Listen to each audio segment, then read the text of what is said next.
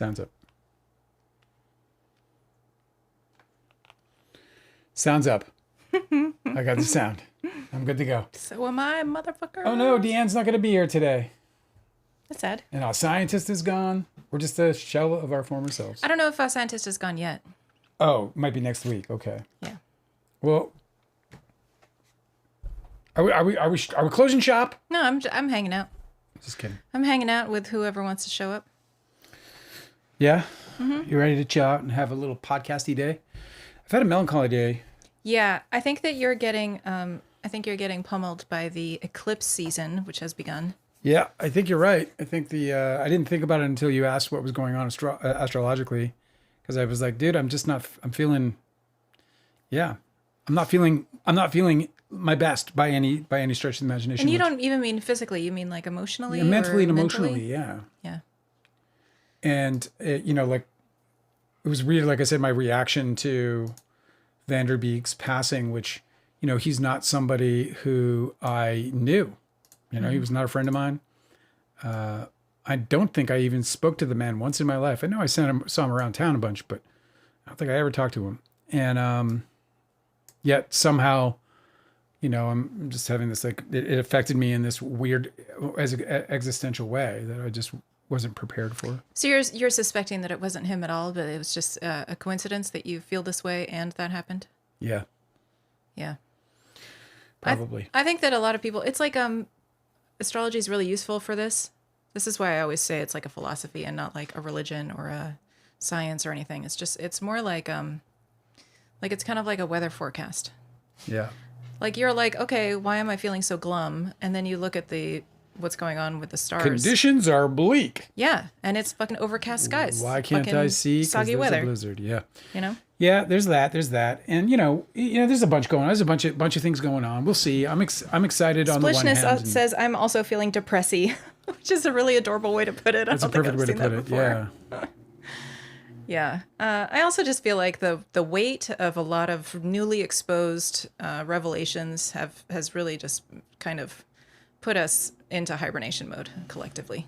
Yeah, I think there's I think we're certainly taking like a bludgeoning from. That's a good way to put it. This world, and that does weigh heavy. I mean, these Epstein files. I decided to watch a good bit of the clips coming from the Bondi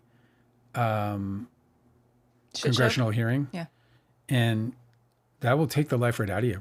When you see Jim Jordan laughing, when you see how abnormal this whole thing has, when you see Pam become, Bondi laughing, it was only 6 months ago when we had people in government that at least pretended to do their jobs, and now nobody pretends anymore. No. I don't exactly know what's going on. It's really funny because we were watching the Olympics coverage today, and the Olympics has this slogan, which I think is very fitting. The Olympics has the slogan where they're saying on our team, it only takes one of us to do it for all of us. Yeah. And I was like, that's kind of how we're all feeling. Let's spread the word. Because just generally in America, we all kind of have this feeling where we're like, on our team. Let's just spread the word. It only takes one of us to do it for all of us. Yeah. Yeah. I was like, oh, man. Just go ahead, do it for all of us. You can do it. We're here. Of course, we're just talking about the Olympics. You know what I mean? Like, look, you definitely want Gold the guy. medal You want the guy for the United States who's in front of the goal to shoot the puck, right? Yeah. You want the guy in front of the goal to shoot the puck. Yeah, it's just So we're a big team. We're all united on this one thing, and so it only takes one of us to do it for all of us. Justin Baldoni's probably not having the best day. I don't know if they've gotten out of there yet, which is interesting because if they haven't, then they might actually be heading toward a settlement. Which wouldn't, I don't know. I wonder how that would affect Blake Lively's case, if at all. It depends, I suppose, on the language that they agree to coming out of it, because with the settlement always comes how we speak about settlement. It would not, I don't believe that they could keep information from being used in her case in their settlement. I don't think that I don't think one case's settlement can apply to another active case. Can I confess something? I was feeling melancholy today. So I'm like sitting. Guys, it's a confession. I'm sitting on the couch and I'm just like, dude, man. Yeah.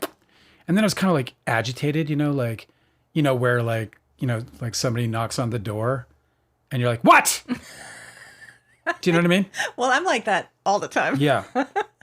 Don't fucking knock on my door. What decade do you think this is? We don't knock on doors. A little extra, like a little extra though, than the normal. And so I was like, I know what I'm going to do. So I went over to, it ends with lawsuits. Oh, yeah. I picked like a dozen fights. I just sat there all morning going, oh, yeah. Oh, yeah. How'd it feel? Did it feel cathartic? Well, it got a little weird at the end. It got a little weird at the end because at the end of it, I get this Dale ? And I'm like, oh, fuck. Somebody just knocked at your door. And so it's somebody from the industry who knows me, I suspect.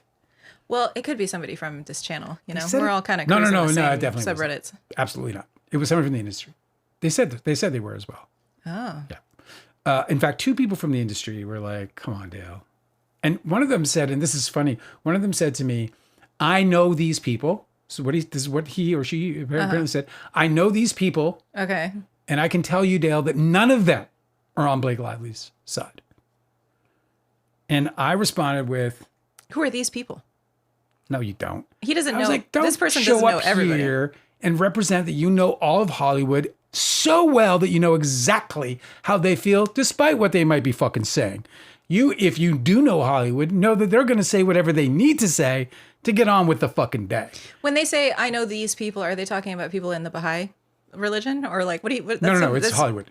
I know, in Hollywood. I'm saying like, that's so vague. What do you mean you know these people? Well, I was able to it's not like it's a classroom that's Hollywood. Yeah. You can't know everybody. Well, that's what I'm saying. My response was, look, dude, I don't care who you are. I fucking don't care who you are. If you're the fucking biggest, highest up guy, you don't know all the guys on the bottom. And if you're the guy at the bottom, you don't know anybody at the top. Mm-hmm. Or you know very few people at the top. That's true. It's a vast fucking place. And the ones who get all the way to the top, they don't go back down. Yeah, it's very classist. They're not fucking back hanging out what do you call it? The dive bars and shit. They're not like, oh yeah, back to the old days where I need a $2 beer. You know what I mean? Mm-hmm. They're not doing that. They're fucking in Beverly Hills. They're at Mr. Chow's, right? Yeah. They're fucking sipping whatever at the Four Seasons. And the rest of us are down in the other one and we get the trickle down. Timothy Chalamet just walked in the door. No fucking way. Where is it?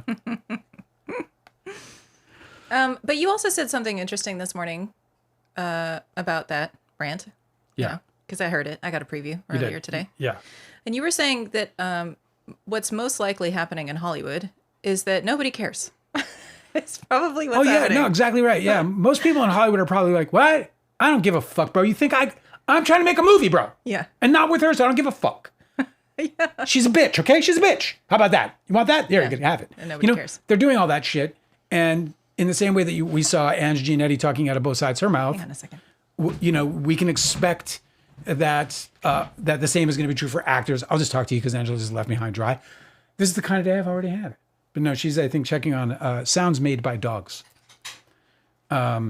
which is like a new, podcast I think we should start. Sounds Made by Dogs. I'm just going to do 12 podcasts and not be able to cut any of them and see which one sticks. You know what I'm saying?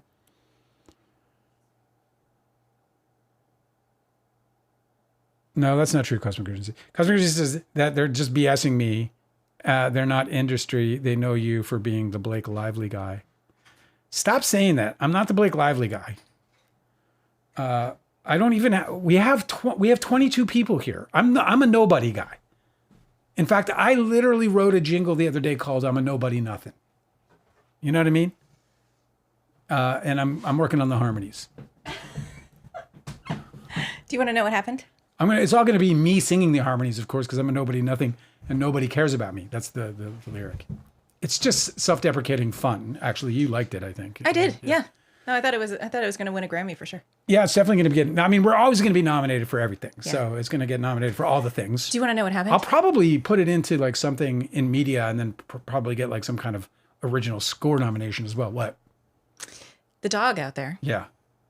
Had found and began chasing a stink bug that got into our house. Yeah. So much did this dog chase a stink bug. Yeah. That he shoved the table like 2 feet. Well, he's a giant dog. This dog is a fucking sled pulling. I think it scared him. Yeah. I went out there and he was like, yo, my bad. Listen, I didn't mean to. Everything's cool. I'm back. Those dogs and their stink bugs, they never learn. No, it could be anybody. I don't know who it is, customers. It could be like hi, by the way. It could be, it could be somebody, who's whatever, knows that I'm there to fucking, I had a good time though. I did. Like, it does cheer me up because it reminds me that I'm a critical thinker, It reminds me that I have a reasonable amount of due diligence that goes behind what I say. It's not always there, obviously. We know that sometimes I'm a headline guy like everybody else, but also I just feel like there's a certain value in like expressing anger, being snippy, being argumentative. I think that's a very like normal way to release tension that you're holding in. Yeah. I feel like there's a whole like branch of therapy, isn't it, where they just encourage you to fucking scream. Yeah, Gestalt. Yes, is that what it is? Fucking grab a pillow and just be like, Dad, no. I know. I just think that what you did today was a little bit of medicine, I looked at it therapeutically. I was like, you know what? Well, it was, because their headlines in my feed. And, it was like bullshit. Like, first of all, they were talking about like, they had this, look at Steve Sarowitz and Justin Baldoni. Look at their, they're just such great friends. And I was like, Steve Sarowitz is a fucking asshole, dude. I just like ripped it. Look what he just did. He just blocked this woman out. Yeah. I said, birds of a feather, bro. And by the way, Steve Sarowitz craves Justin Baldoni is what I said. That's just so stupid. I don't think it's stupid. I think it is. I think it's a weird dynamic for them. That was what I saw was the weirdest thing I have seen an adult human do in blocking a out very the dude's wife. Yes. Don't tell me you're so insensitive that you can't see two people holding fucking hands when you're about to embrace one. Yeah, it was wildly disrespectful. And if it was on accident, it was the strangest thing. I have no idea how that could have possibly happened. So somebody says to me that I am being disrespectful to the they called it the homosexual community. They said I was being disrespectful to the homosexual community. Oh, because you said Steve Sarowitz craves Justin Baldoni. Yeah, and I was like, what's that got to do with anything? What are you talking about? Because he said, and then they were explaining, they said, you're saying two straight men. I was like, oh, dude, if you think that those would be the two first straight men to have sex, you're out of your mind, bro. You know what I mean? What a strange... It was the weirdest thing. Started attacking my character about like me being unfriendly to the homosexual community. This is how it goes. Yeah. When it gets to the point where you are so far off of the path of discussing what the point even started out to be, then you know that the person you're talking to is not arguing it in good faith. Like there's just That's exactly what I said to them. It's funny you should say that. I was like, you're not a good faith individual. I'm not going to discuss anything more with you because you're not a good faith individual. Because you're doing ad hominem attacks that have nothing to do with anything. Nothing to do with it. And you're trying to dissect everything that I say into some kind and twist it into some kind of, turn it into some kind of thing for you to facilitate some, narrative that is absolutely absurd and off the rails. I love discussing the arguments that you have with strangers online. But I was wondering if we had things that we wanted to talk about today. Oh, just a world of things. Bud Cort is dead. And that's another thing that like kind of got me melancholic, like I wasn't following Bud Cort, I wasn't, I don't, it's not like Bud Cort was, and for those of you who don't know, if you didn't look at the thumbnail today, he was in one of the most important and like iconic films of all time, directed by Hal Ashby, the great Hal Ashby, and that of course being Harold and Maude. And Harold and Maude was like for us indie guys, just like it was like I don't know, it was like probably our greatest inspiration. I mean, collectively, the community like in this movie had such a deep relationship, I was so touched by Harold and Maude as a teenager. Yeah. That my first car I named Maude. Because it was a classic car. Brilliant. It was like in Los Angeles, if you want to buy... Especially when you think about the end of the movie, which we will not spoil. But Yeah, exactly. Yeah. If you live in Los Angeles, it's really easy to obtain a classic car that's kind of beat up. Yeah. So that's what I did. Because they're cheaper than newer cars. Yeah. And so I got a classic car, and it was a 1958 Ford Edsel station wagon. Yeah. Which I don't know if you guys know about Ford Edsels, but they're really eccentric, rare vehicles because... Ford put a lot into promoting this new car that had a bunch of new technology, and it fucking sucked, and it was really weird looking, and so nobody bought it. So now if somebody drives an Edsel, it kind of like embodies like, oh, this person thinks differently. I didn't realize that when I got it. I just thought it was a cool car, but because it was like this turquoise classic station wagon, I used to just think of her as my old lady, like just that, like, oh, she's an old lady car, and she was kind of shaped like a hearse, really, really long and dramatically station wagoned. And there's that scene in Harold and Maude where she buys a hearse. Yes. And it's like a big thing, like, what is this, your car? She's like, yeah, it's my hearse. It's your hearse. Anyway, so I named the car Maude after that movie. I loved it so much. I've seen it probably like 36 times. If you haven't seen Harold and Maude, you have to. It's just like you must like just stop what you're doing. Like, leave the live. Go watch the movie. It's just absolutely. It's so fucking delightful. It was like an absolute like game changer for me in every. I still think it has the best opening scene of any movie that's ever been made. I've always said this. I'll never not say this. I think it's the best opening I've ever seen in any movie ever. It's not even close. Harold and Maude and Sexy Beast are my two favorite openers. I love the Sexy Beast opening as well. I think Harold and Maude is in a class of its own. Mm-hmm. I think that like as writing goes, like when you're a writer and you read that, like because you know that, and we're not going to spoil it, but you know that they punched that up in the read. Like there's no way that you didn't read that and not go through the same thing that you do when you're watching it, where you're just like, Jesus. And then you're like, oh my fucking God. I know, it's amazing. So it's just like the most perfect opening I've ever seen in a movie. And it's so like, and it's got like a perfect indie flair to it. But from a writing perspective, I think it's like one of the greatest writing lessons I've ever had in my life. That opening is the greatest because, well, go ahead. I won't. I want to talk about Bud Cort. He made such a great choice in that movie. I don't know if you remember the scene where he's falling in love with a 75-year-old woman. He's like 23 in the movie. Yeah. He's like in his early 20s in the screenplay, but I think that at the time he was like maybe 22 or 23. Like Leo's going to redo it. It's going to be like, instead of like Harold and Maude, it's going to be like, an older dude and a younger girl. But go ahead. Yeah, that wouldn't work. Anyway, he's falling in love with this like eccentric, super eccentric and irreverent 75-year-old lady. And he goes to her house and she shows him her kinetic sculptures. I guess not kinetic isn't the right word because those are like mobiles. Yeah. But anyway, it's the sculpture. And he's like, oh, this is interesting. This is a really strange like carved sculpture. And she's like, no, you're supposed to feel it.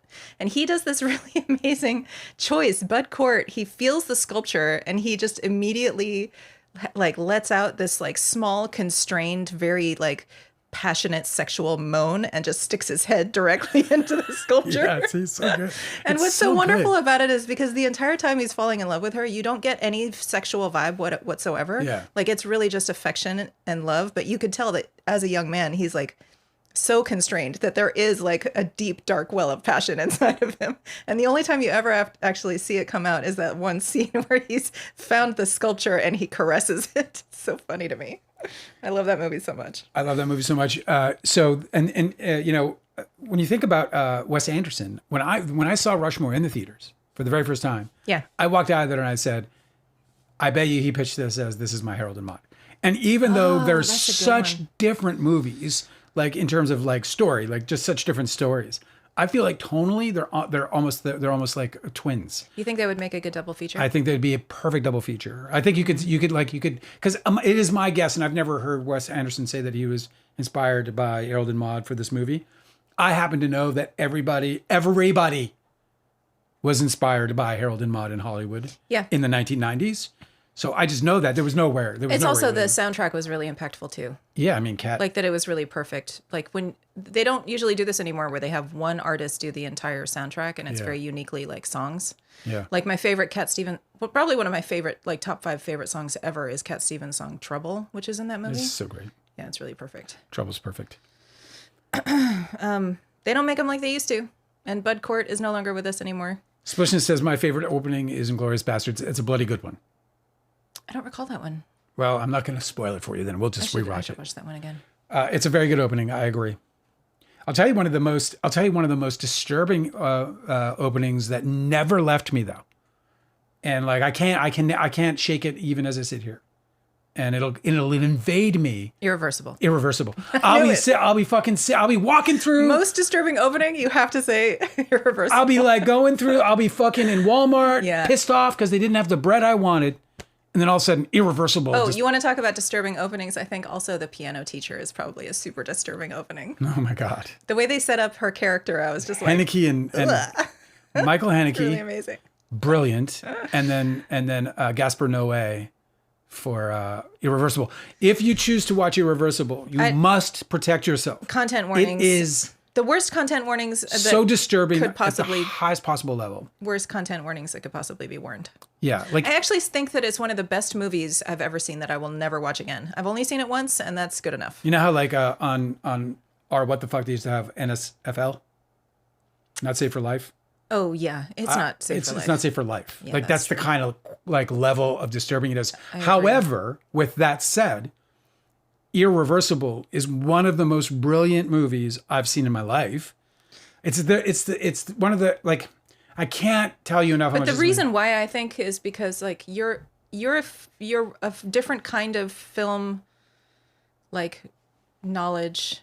You have different film knowledge before you've watched Irreversible than you do after. Like it really does open up a whole lot of what's possible. I don't think that it's an overstatement to say that you've never seen a movie like that before. But you can't forget it, and that's that part kind of sucks because it's like it's really gruesome. But I think that in if you're going to talk about like the history of film, if you want to be somebody who's educated about what people have achieved in film, then that has to be included. Ugh, horrible. Well, wonderful and horrible. Yeah, I mean, I think that this is like one of those instances where you talk about like the beauty, the beauty in darkness, the beauty in hate, like just in terms of the spectrum of the whole human condition. I think it comes in a force in this movie, and the guts that you can display as a filmmaker. Yeah, like this guy definitely left it all out there, bro. Listen, man. Like nobody's ever like to even go through the edit would be traumatizing on that thing, let alone shooting it. I know. I remember I watched the movie and I was like, "Holy shit, these guys are a bunch of sickos making this movie." But what's so spectacular about Irreversible is the way in which he uses every aspect of the medium of filmmaking to deliver an entirely visceral experience, emotional experience for the protagonist. Like the way in which he found the path for us to experience both the darkness and the light, the beauty, the hatred, the hatred and the love. It's masterful. It's absolutely masterful. It's masterful. I think it's an absolute must see. But I think you have to definitely prepare for it because it is highly traumatizing. Like for example, Deanne, I wouldn't recommend her see that. Like if you've gone through some serious trauma in your life, where there's like physical trauma, where there's violence, male to female violence, you should just avoid this movie. Like don't even bother. But if you can handle that, then I would highly recommend it. It's fucking brilliant. Oh my God, The Chocolate War. Let me see this. Who said that? My favorite is The Chocolate War. Who said this? Oh, Cosmic Urgency. Okay, well, let me see this. Is this? It was a movie? I thought you said it was a book. Dale's been talking about The Chocolate War, The Chocolate Wars for a long time. You were talking about it as a movie or a book? I want to see if it's the same one that we were going to think about making.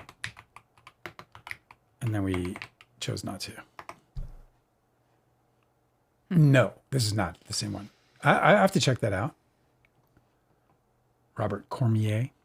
Oh, Cormier. Delicate said, I am the opposite of depressed today. Yeah. I got Noah Khan tickets. My niece asked me to take her. I couldn't fail. It's her first, and she asked me to take her. And there's like a single tear emoji. That's really adorable. What is Noah Khan? That's so wonderful because... What's Noah Khan? Oh, that's... You're sorry, you can't see how it's spelled. It's a person's name. His name is Noah, and the last name is Kahn. Like the Wrath of Khan? No, yes. The way that you said it, it made it seem like it was Noah Khan, like the convention for Noahs. Yeah, it was like there's a con for Your Noahs. Niece wanted to go to the convention for Noahs. I know a Khan. He has musician's hair. Does he? Yeah, he has a very much very like tall. If you saw him walking, you'd be like unemployed or musician. Well, that's really wonderful. He's a folk pop singer songwriter. Now I got to go check him out. I would also feel like I had been initiated, into a new status in the family if my niece asked me to take her to her first concert. He'll be in Atlanta in July. We could listen to him, fall in love with him, and go see him ourselves. All right. We won't. We won't.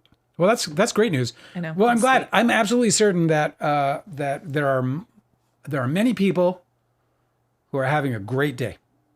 In fact, the United States won today in men's hockey. Canada won in men's hockey. Bet you all those guys are having a good day. Mm-hmm. I can also say the exact opposite is true for those who lost. All those people are having a bad day. They're all like me. You know what I mean? On the wrong side of the moon.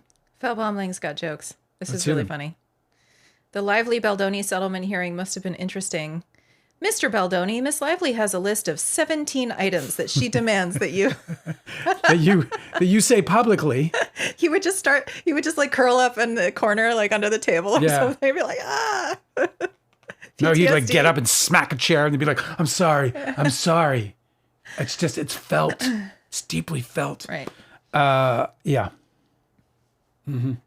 Cosmic Urgency said that those people online were just BSing you, Dale. They're not industry. They know you for being the Blake Lively guy. Yeah, I saw that. I read that while you were out dealing with dogs on the hunt. Yeah, that may be true. I don't know. It's true. I'm a vulnerable Delicate said, guy. And if they know Hollywood, why are they being a loser typing on Reddit? What are you trying to say about me? I know. Exactly. What is it that you're trying to say about me? No, but it's true. Like if you're like a... It's so funny because she's feeding right into my existential crisis.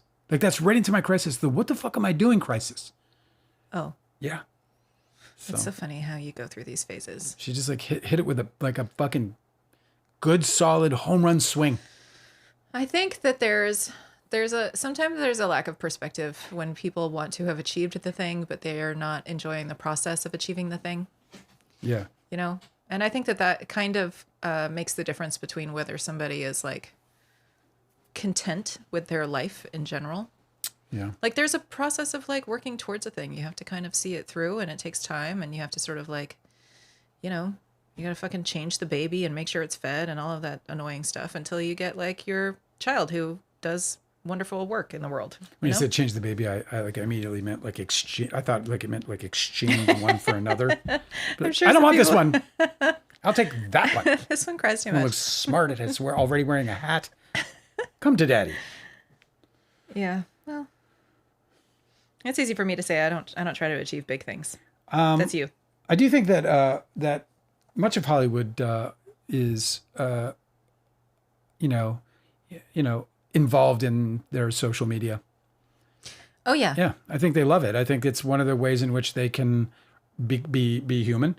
I think for some, and for others, I think it's just a way to have something to talk about when they hook up. You know what they're saying online about Blake? Oh my God, they fucking hate their. I think there's probably a ton of celebrities who have their social media managers handle their official social media, but then they have their other pseudonym social media that they actually use so that they can hang out with the rest of everybody else anonymously. It's just me, Big Tom. Like if you think for a second that Taylor Swift isn't in the bread baking subs on Reddit, you're tripping. All up in them.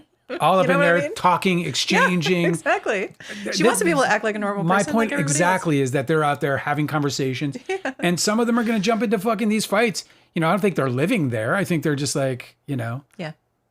If they're there, I think they're there because they're like curious,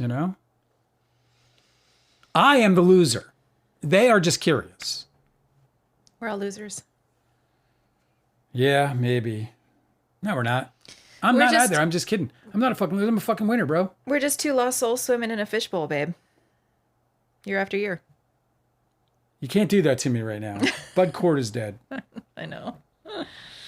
I don't know anything about the rest of his career. He made such a blast zone he did of a bunch an of impact. Things. He did a bunch of things. With that one thing that I just feel like it didn't even matter. I've seen him in this and that. I mean, like he's working constantly. Did you know he was in Heat? I remember. No. He was the guy who ran the restaurant. We just watched it. I know. He was the owner of the restaurant that was a real asshole to the guy who they ended up getting as a driver. The employee that was working the grill. That's too specific. You know the State Farm guy? Not the new State Farm. Yes, I remember the State Farm guy. No, yeah, the real deep voice guy. State Farm guy. Okay, yeah. So he was in Heat, and he was the getaway driver that they hired. But they took him from a restaurant where he was being mistreated, where he was being treated like shit because he was a ex-con, you know? Yeah. So he got hired by Bud Cort, who was taking advantage of him. Bud Cort was the jerk who was running the restaurant. You don't remember. Doesn't matter. Whatever. I don't remember the scene. I'm trying to picture it. Look up Bud Cort Heat, and you'll see him. He looks so different. I know. He looks like He's like 40. 50 years old or whatever. Oh yeah, I didn't recognize him at all. Yeah. He doesn't even look like. Anyway, pardon me. Let me just see what Bud Cort did with his life. I mean, he was Bud Cort, so he was a living legend. You know, he's gone. 77 years old. My mom, she calls me up one day and she's like, "Oh, I'll tell you, you get a little tired when you're 78." And I said, "No, Mom, you're 77. She's like, "I think I know how old I am, Dale."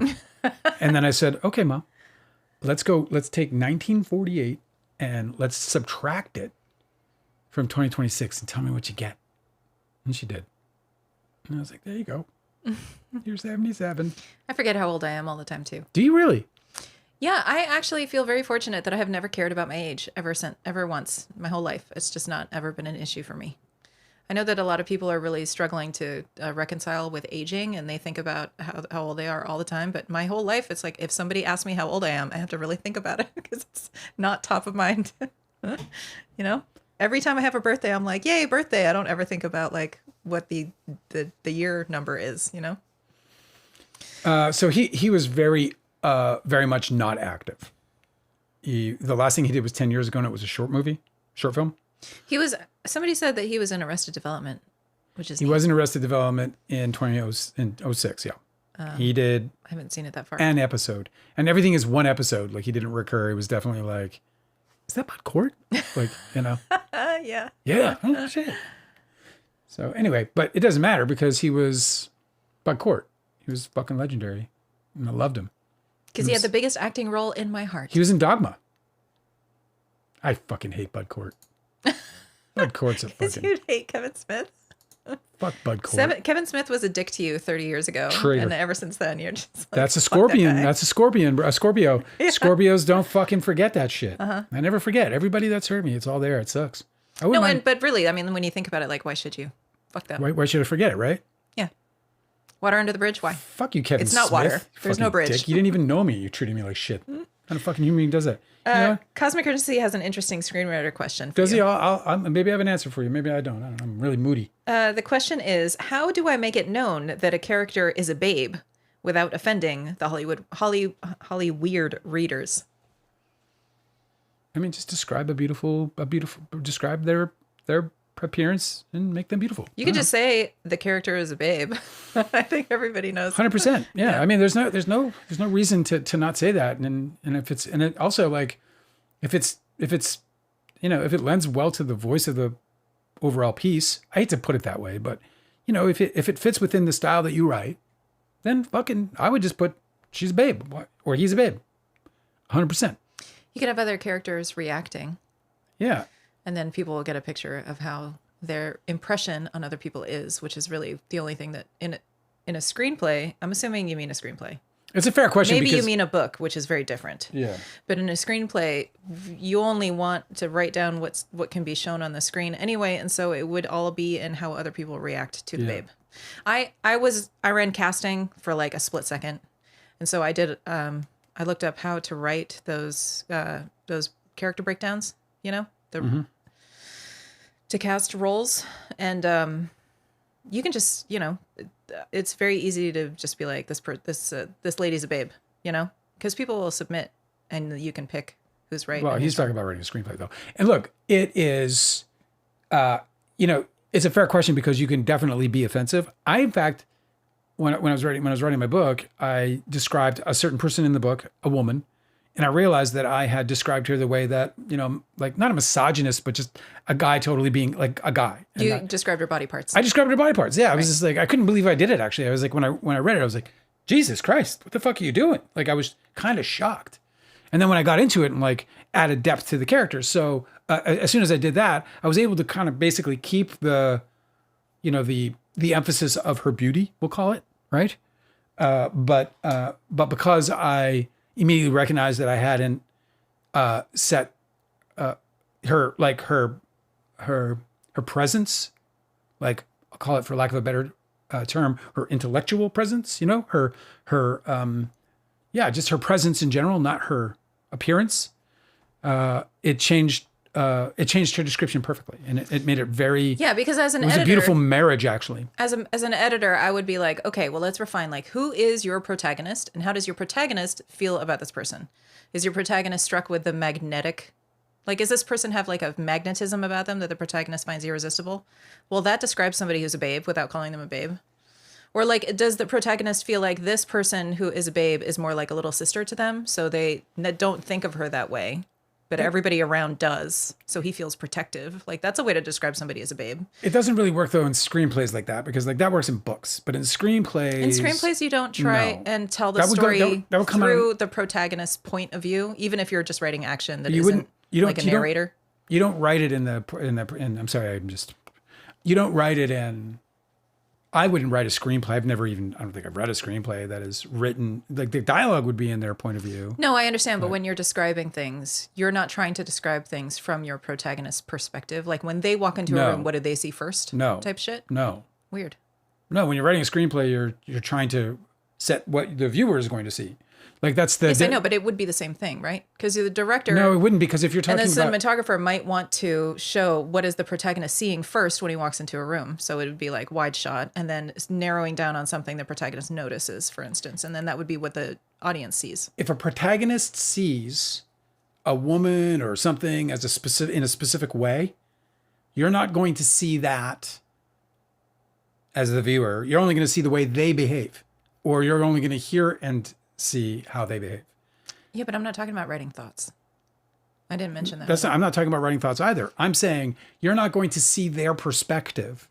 You're only going to either hear it or see how they're behaving in a situation with a setting.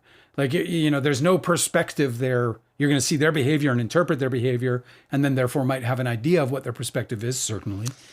Okay, like for instance, I don't know, I don't recall what the screenplay says, but in Pulp Fiction, when Butch is looking for a weapon and he's in the hardware store, I don't know if it's hardware store. Yes, he's in a hardware store and his friend is held captive underneath and he has freed himself and he's climbed up the steps and now he's in the hardware store and he's going around and he's looking for a weapon. No, a pawn shop is what it is. It's not a hardware store. It's a bunch of junk around, so that's why I'm confused. Well, so the camera tracks him as he's looking. He's like figuring out the weight of this object. He's like, that's not going to work. That's not good enough. And then he turns and the camera's following him. And then you just see him look up and you see the look on his face. He has discovered the perfect weapon inside this pawn shop. So I'm assuming in the screenplay that him looking at the object is what's described. Not his perspective on what the object is, but that he realizes something and that he puts the look on his face like, oh, fuck, I've discovered it. This is amazing. Well, I mean, look, so that's what I mean about like you're describing what the protagonist in the scene. No, you're saying what I'm saying, which is we see what he's doing. You're seeing his reaction to something. But every time that I've described, I mean, everything I've described so far, we have not. It hasn't been revealed what the object that he's looking at is. So we're seeing his face. Yeah. So then you would exactly. So you don't know what he's reacting to, right? Yeah. But you know how he feels. So we're following the protagonist in the scene. Well, okay. I mean, we can argue about this all night, what I'm saying. But you're never going to get me on this because the way you write screenplays. I'm not trying to get you. I'm seeking clarification. Yeah, I'm trying to be as clear as possible. In screenplays, you write what the picture is. That's it. So you're not sitting there and trying to like you can be pretty and all this other stuff. And actually, you know, I've only read one Tarantino screenplay, but the screenplay I read was extremely minimalistic. So now I don't know how specifically he gets, and I don't know how he graduated. This was. Natural Born Killers is the script I read, so I don't know. I didn't read any of the others, so I can't see how he graduated or grew as a writer, evolved, whatever. But when you're writing a screenplay, you're just going to write the picture, whatever the picture is. If the picture is a person reacting in a specific way, you're going to write that he's reacting in a specific way. You're not going to, you're not going to write, and you're certainly not going to write what he's reacting to unless that's in the picture as well, because it's the same thing that we're all breaking, because they're all breaking that down to make the movie, right? Because remember, we're using this material not to entertain ourselves, but to make a movie with, right? I wanted to make that example as like, if you're trying to describe in a screenplay that a woman is a babe, yes, you don't necessarily have to describe her. You can describe how people react to her. That's how you should write it if you want to avoid calling her a babe. I feel like we just circled to the beginning and now we agree, but we weren't before. That's what I said from the beginning. Right from the very beginning, you can only write what they are doing. You know, you're not going to write like, you know, you like look, you can write you said that about a tool, whatever it was, whatever he was looking for in the pawn shop. I can't even remember what he brings downstairs that he found that was so great as a weapon. Okay, it doesn't matter. So whatever it was, right? Yeah. He saw it. You didn't know what it was. It doesn't matter what it is. It could be a woman. It could be whatever. I guess it's a giant rifle. Is that what it was? Now you can definitely say like this person's looking at this person and seeing this sex symbol or whatever. And you can confirm that they're beautiful. Mm-hmm. Just write them as beautiful. Write them as babes. I don't see any problem with it. Just don't fucking, obviously you don't objectify them unnecessarily. I think the problem people have is when they go, like, they really elaborate where they're like, her chest bounces tittily and she... like, if that happened, that would be absurd. Her legs went all the way up. Like, yeah. It's fucking weird, you know? With stems for days. Her boobs were enormous type shit. No one needs to see that. Yeah. No, but you might talk about her bra push-up. You could, yeah, if that's an aesthetic that you want to see. How do I make it known the character is a babe without offending the Hollywood readers? Like, I don't know that you describe her like chest. the word I would just say, well, I think he's, I would speak of the person as a babe. And if there's something specific about them that you want them to see, listen, man, if I'm writing a beautiful dude or a beautiful woman, they're going to be beautiful as I write them. I'm not going to write them as like... Yes, I know, but I think it is a worthwhile concern to not try and make the reader cringe and take them out of the story. Of course not. That's what I'm saying. Make sure that you're writing for the purposes of creating the picture and not for the purposes of creating some kind of feeling that isn't, sort of evoked from the scene and the dialogue and the pace and all that other stuff. Look, I like a good, well-written screenplay like everybody else. Like I like a good fucking, piece of prose when it comes to screenplays. But I'm particularly annoyed by screenplays that are trying to be novels. I don't like it. I don't find it easy to think through financially. Like when I'm reading it. I agree with you, man. Like if I'm sitting there reading, I'm not going to sit there and be like I'm suddenly like, well, because sometimes like people will write like they'll just write like a piece of action that just leaves you fucking just like baffled about what you can do with it in a budget, because they might write something that's like, this big, and it might be like 4 or 5 pages worth of nonsense. Yeah. Yeah, so it's just, to me, it's about like the important thing that you do when you're writing. Doesn't matter where you're trying to describe a babe. I would find the most economical way to describe that person as a babe. And if this guy is a babe, or this chick is a babe, or this girl is a babe, this woman is a babe, whatever, that's fine. Or put it in dialogue or in other action. For example, you could describe minimally this babe, and then you can have somebody else in the scene reacting to this person. If I'm describing a woman, it might be a guy being like, and a customer can't take his eyes off. Yeah, he does a double take. Yeah, or something, for the cliche, lowers the glasses, Okay. Exactly. It doesn't work with me though, because you just turn blurry. Like these, I need these. I've gone on too long about it, but I hope that's helpful. I don't think they'll be offended. No cosmic urgency. I wouldn't be unless your whole fucking script is offensive. And then I'd be offended. I'd be like, "Fuck's this guy's problem, man." All right, what are you gonna do? Where are we? Hanada said that Dale, you should have seen today at the courthouse that Jamie Heath and Sarowitz, the way that they looked at Baldoni. Those men adore him. He's like a cult leader. No, he's like a cult leader. He showed up and they were beaming. Yeah, it's weird, bro. They crave him. They wonder what he's doing. The whole time they like lay in bed and they're like, I wonder what Justin's doing right now. Well, also the whole time he's like very serious face. So I think that they're trying to I think that they also do a lot of coddling him. You know, like, oh, put on a bright smile for Justin because he's feeling bad Steve's today. like sitting next to across from his assistant. He goes like, is it wrong that I want to be with him every day? I mean, I know I'm not going to be, and I have so many things to do. You know, my calendar is full, but is it wrong to just want to just see him and just be around him every day? Like I do. I think like to do that, to his mind blocked that woman out. She disappeared.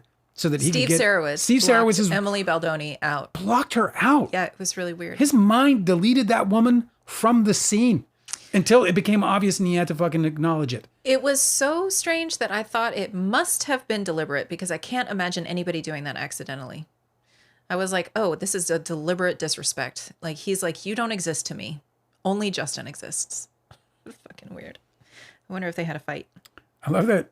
Our friends hang out with us. Like the crew comes in here and they say things like Thou Walls is just here and just said, hello guys, just want to say hi. I have a bunch of shit I got to take care of. Didn't say shit, I did. But I'll be catching up with you later. Have fun. And I just think that's like really generous, you know? Yeah, it is really sweet. To let us know that they're supporting us. Pretty fucking cool. Thank you so much. Sorry I swear so much. It's just two reasons. I was born into it, son of a trucker. And, you know, on my melancholy days, man, the F-bomb is like every third word. I probably just swear no matter what. I haven't really looked at the tapes. I don't know how much like respectability policing in language actually helps anybody, you know? It's just what we say. I also just feel like it's one of the very first lessons where you try and exert the concept of authority over children when they're learning to speak. And you're like, no, that's a bad word. We don't say that word. That will bring judgment upon you if you say a bad word. I'm like, I don't really understand why that's a lesson we need to tell anybody. Do we really want these kids to grow up to be like blossoming individuals that are able to freely express their feelings? Or do we want them to feel like they're constantly being surveilled and scolded for how they speak? You know what I mean? Yeah. I just feel like just from the very beginning, it's maybe not a good choice. Take it back. I'm going to take it back. That we all do this as a culture just seems kind of bad. Should I take it back? Take what back? Take back my apology? No, I think it's fine. Where it's your social conditioning that's telling you to apologize for it. Maybe it's unpleasant for some people. I think it's unpleasant for some people because they also grew up in the social conditioning that tells us that we should apologize for it. I just don't know whether that's true or not. Cosmic Trinity said, Woody Allen made Whatever Works. What does that mean? I know you were talking about... Whatever Works is the title? Yeah, no, I know. You were talking about... Best openings? I think it's in the context of that in the chat.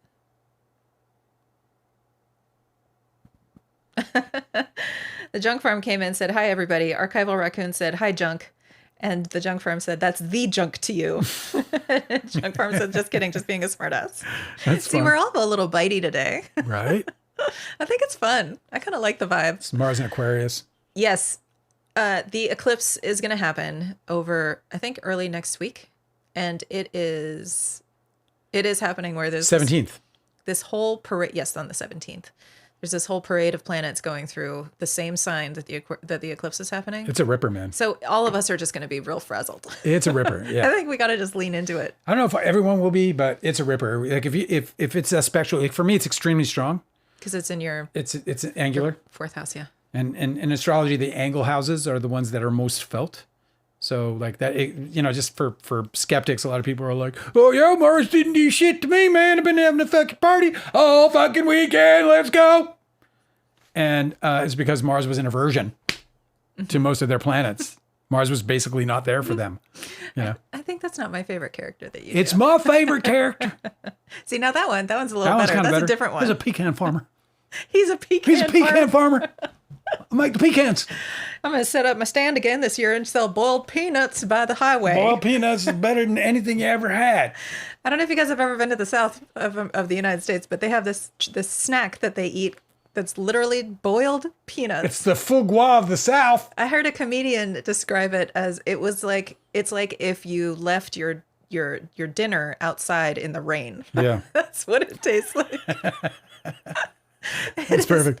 It is the most I had it once thing. and I had one of those. You had the what? I had to go look for really a disposal awful. unit. Yeah. I know. We showed up here and I was like, well, when in Rome, and we tried the boiled peanuts. I guess they're really awesome because they're sold everywhere and they are the most fucking disgusting, slimy, horrible things I've ever had in my life.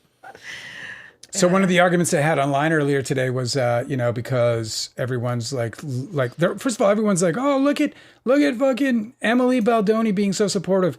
It's actually more like, to me, it's more like it's not Emily being supportive, but Justin being needy.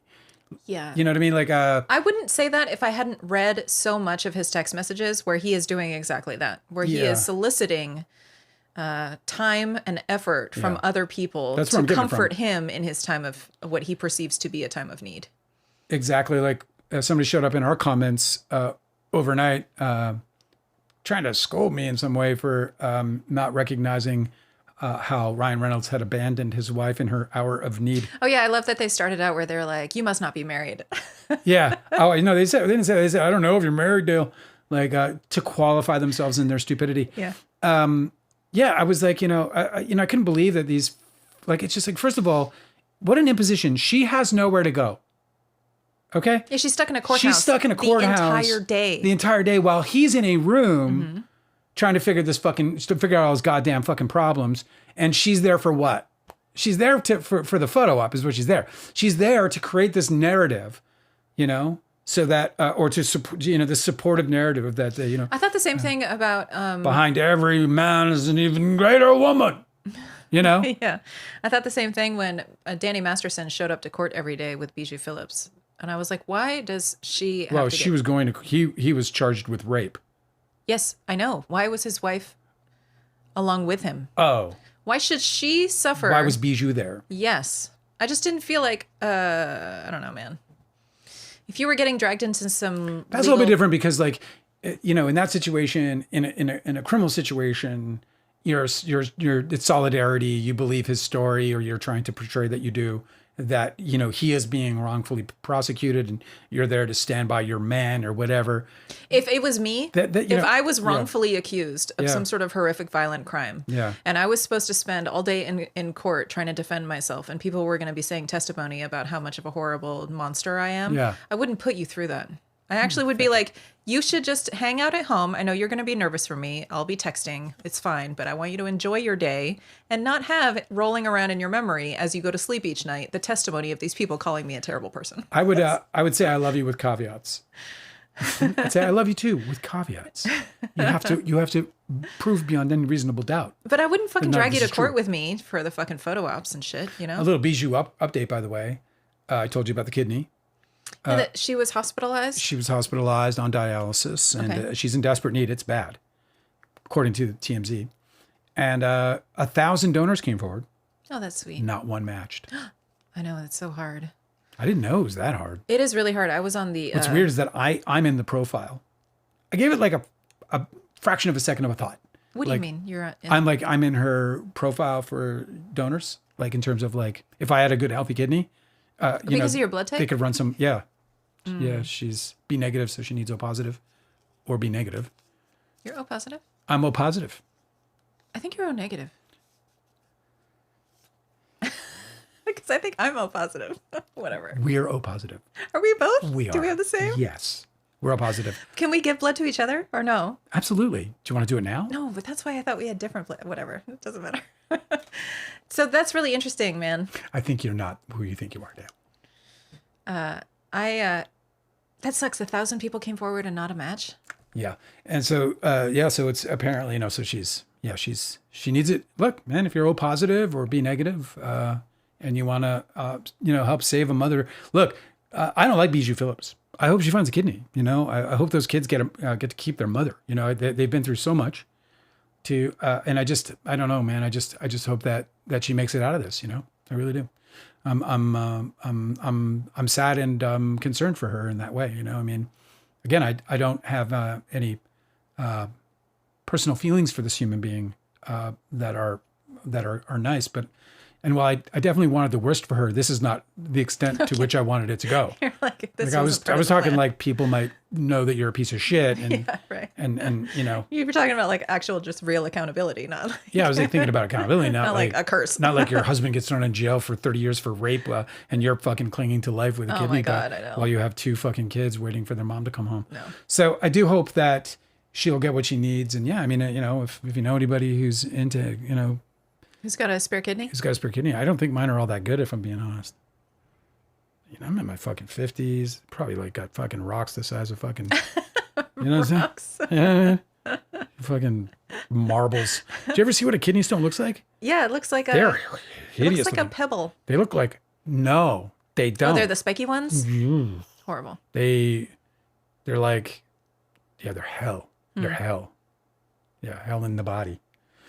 Oh, anyway, so that was a little Bijou Phillips updates. Back to the story of, Baldoni traipsing into court with his wife in tow.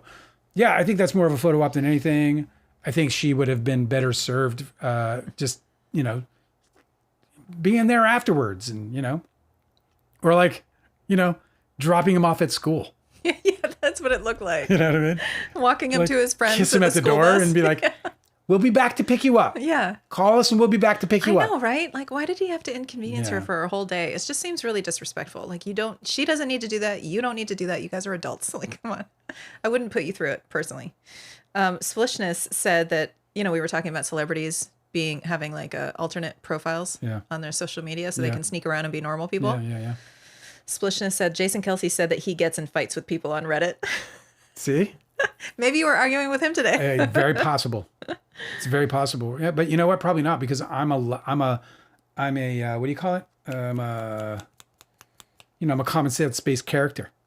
So he's a common sense based. We're the kind of two people. We're peers in this world. We see things with a commonality. We're on common ground, him and I. He's taller than me, but we're shoulder to shoulder. All right. Me and JK. He's my boy. I love that guy, man. I would get a tattoo, I told you, on my shoulder. So I could have Jason Kelsey on my shoulder whispering to me, "You're good." You know what I'm saying? You're good. We got this. Just if you get a Jason Kelsey tattoo on your shoulder, just get it on the side that doesn't face me in bed. And I'll never have to see it. I'm gonna get it like right on my chest. No.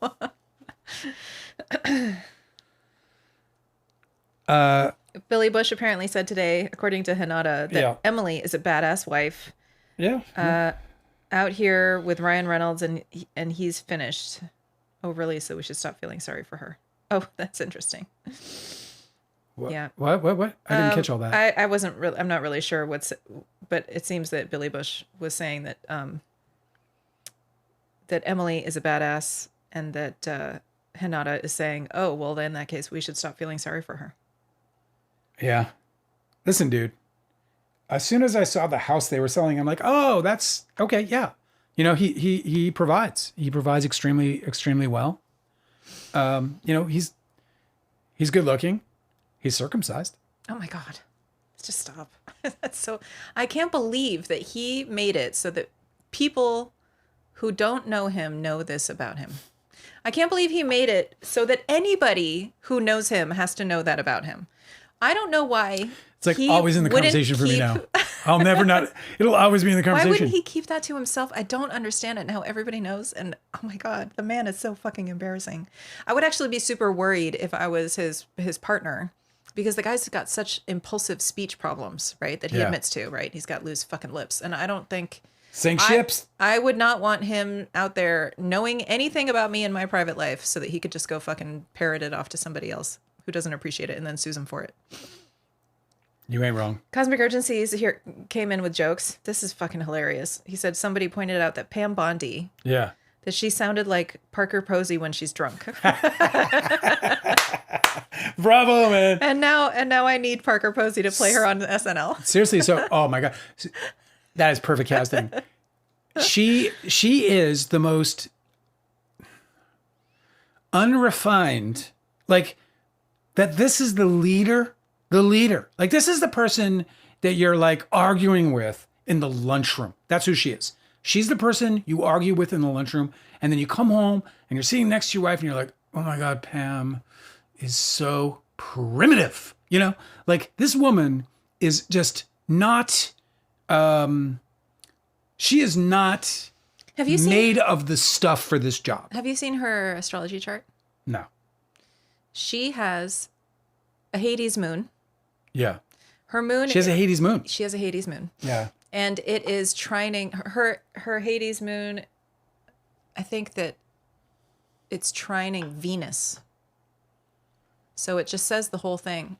When I looked at Pam Bondi's chart, because all the astrology. You have the actual time of birth. Somebody shared it on social media, so I mean, you're trining the moon. You better have a date. You better have a. I didn't look at the her actual details. Maybe we should do like a chart analysis on Pam Bondi. But she's a mess, dude. When I looked at her chart, I was like, okay, if I didn't know this person, I would say that they have the opportunity to be a champion for women. But instead, when she got the opportunity to prosecute, when she was attorney general in Florida, she instead aligned with the criminals and ascended to power through them. And that is certainly explained in her astrology chart. What's not explained and what's not like, it's not like everybody who's born with this placement would take the same choices. But she made the wrong choice. Yeah. Because she could have been a champion for women. She could have been somebody who's the bringer of destructive justice in favor of women, right? According to her astrology chart. But because she chose the fucking dark side, now she's going to spend the rest of her life suffering. And when you see her in these hearings, that is what you're looking at. This is a person who cannot rest. This is a person who has no allies that she can trust. All of the people that she's working with. I think she's on Adderall, but yeah. All the people that she's working with are known for being incredibly disloyal criminals. And there's no reason why she thinks in her status as a woman in this like horrible criminal conspiracy group that she's not going to get thrown under the bus at their first earliest convenience, you know? It's just like you choose, she's like made the bed that she's lying in. And you look at her and like you can tell like how infantile her protests are when she's even being minimally scrutinized. Like she's not a healthy person. And I think the weight... She shouts like an angry teenage girl. The weight of her astrology, I think, is like really working on her because she did choose the wrong path. And I think that it's very interesting. Now that I've seen what her chart looks like, I want to follow it and see whether we can predict her destruction. Because I think that... I just hope she falls down hard. Whether it's like a public destruction, like she loses her position, she goes to jail, like certainly... there's a case that could be made about her deserving that.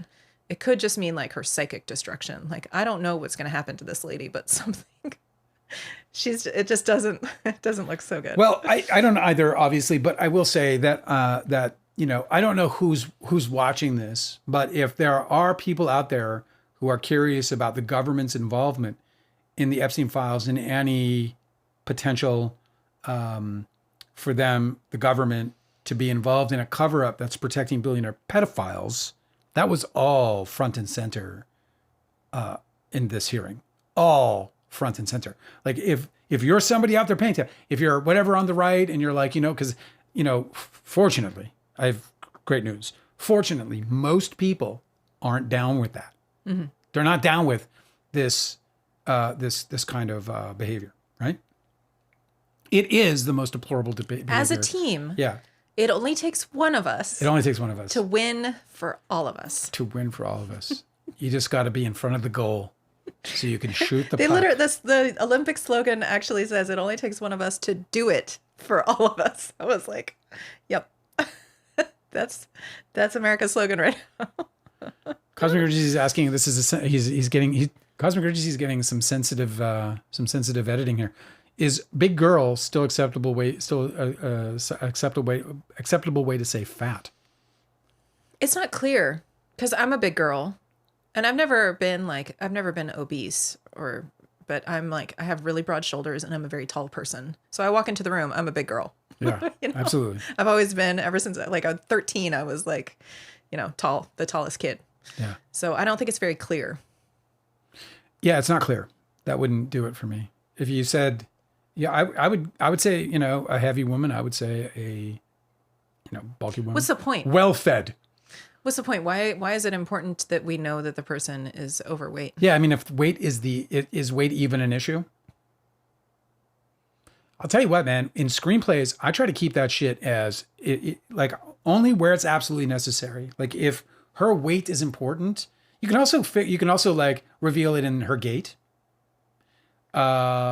You can also reveal it in her getting up from a chair, getting out of bed. Like there's different ways where you can just incorporate. If it's relevant because the person you want the person to be like unhealthy, like in What was that recent movie that like swept all the awards shows? That was the Walrus? No. What was it? No, The Whale. Wasn't it called? Yeah, The Whale. The Whale. I didn't see it. Walrus. Anyway, it was relevant for him because he was extremely unhealthy, right? So you could say, if your screenplay involves that, or like if you need for somebody to be unhealthy, they could walk up a flight of stairs and be winded and can't even make it to the top or something. I don't know. Yeah, well, winded wouldn't necessarily do it, but you could say like, if it's just an appearance thing, I don't know. You can say things like tired knees, or you could say things like, like Shallow Hal was about he wasn't attracted to a woman because she was overweight. Right. Okay, so if you're writing Shallow Hal, you can use overweight. Yeah. You can use obese. Like if these descriptions are true, just The Whale is I haven't seen it yet. That's what's his name, right? Yeah, he won the Oscar. Mm-hmm.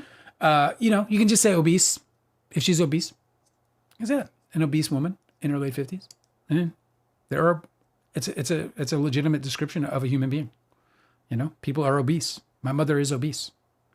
Mm-hmm. It's just the way it is. Doesn't change the fact that she's my mother, and I love her. I'm glad you're trying to be sensitive because it really does make an impression on people of you more than it does on your story. That's a good point. Like as a writer, you should be careful about how you put forward your, people are really eager to judge your values and your character by how you write. So it's a risk. Another one of the arguments I got into today was about with these people who were from Hollywood. So they said that nobody liked her, and I said, yeah, Josh Greenstein seems to be standing up for her quite a bit, even if he's not overtly, being team anybody. His answers, succinct and coming from a very powerful person, seem to be more in reverence of Blake Lively and her work and her talent and her contribution to this particular film. Yes, than anything else. When he's asked about his praise for her, very, very elaborate praise. Yes. He says that he stands by those statements. He believes it, Yeah, and I mean, so people are trying to tell me, Dale, nobody in Hollywood likes her. Oh, really? Just only the most powerful people. Yeah. This guy is a co-chairman of Paramount Studios. Mm-hmm. If you want one person in all of Hollywood to like you, make it the co-chairman of a studio. Let everybody fucking hate you but that person, and you're going to be just fucking fine. Do you know what I mean? So it's just a funny thing to say because it's like, it just like, just kind of stole credibility from them immediately because I'm like, you don't know that. That's not true. And you didn't read fucking Josh Greenstein's Deposition, and we're about to finish it.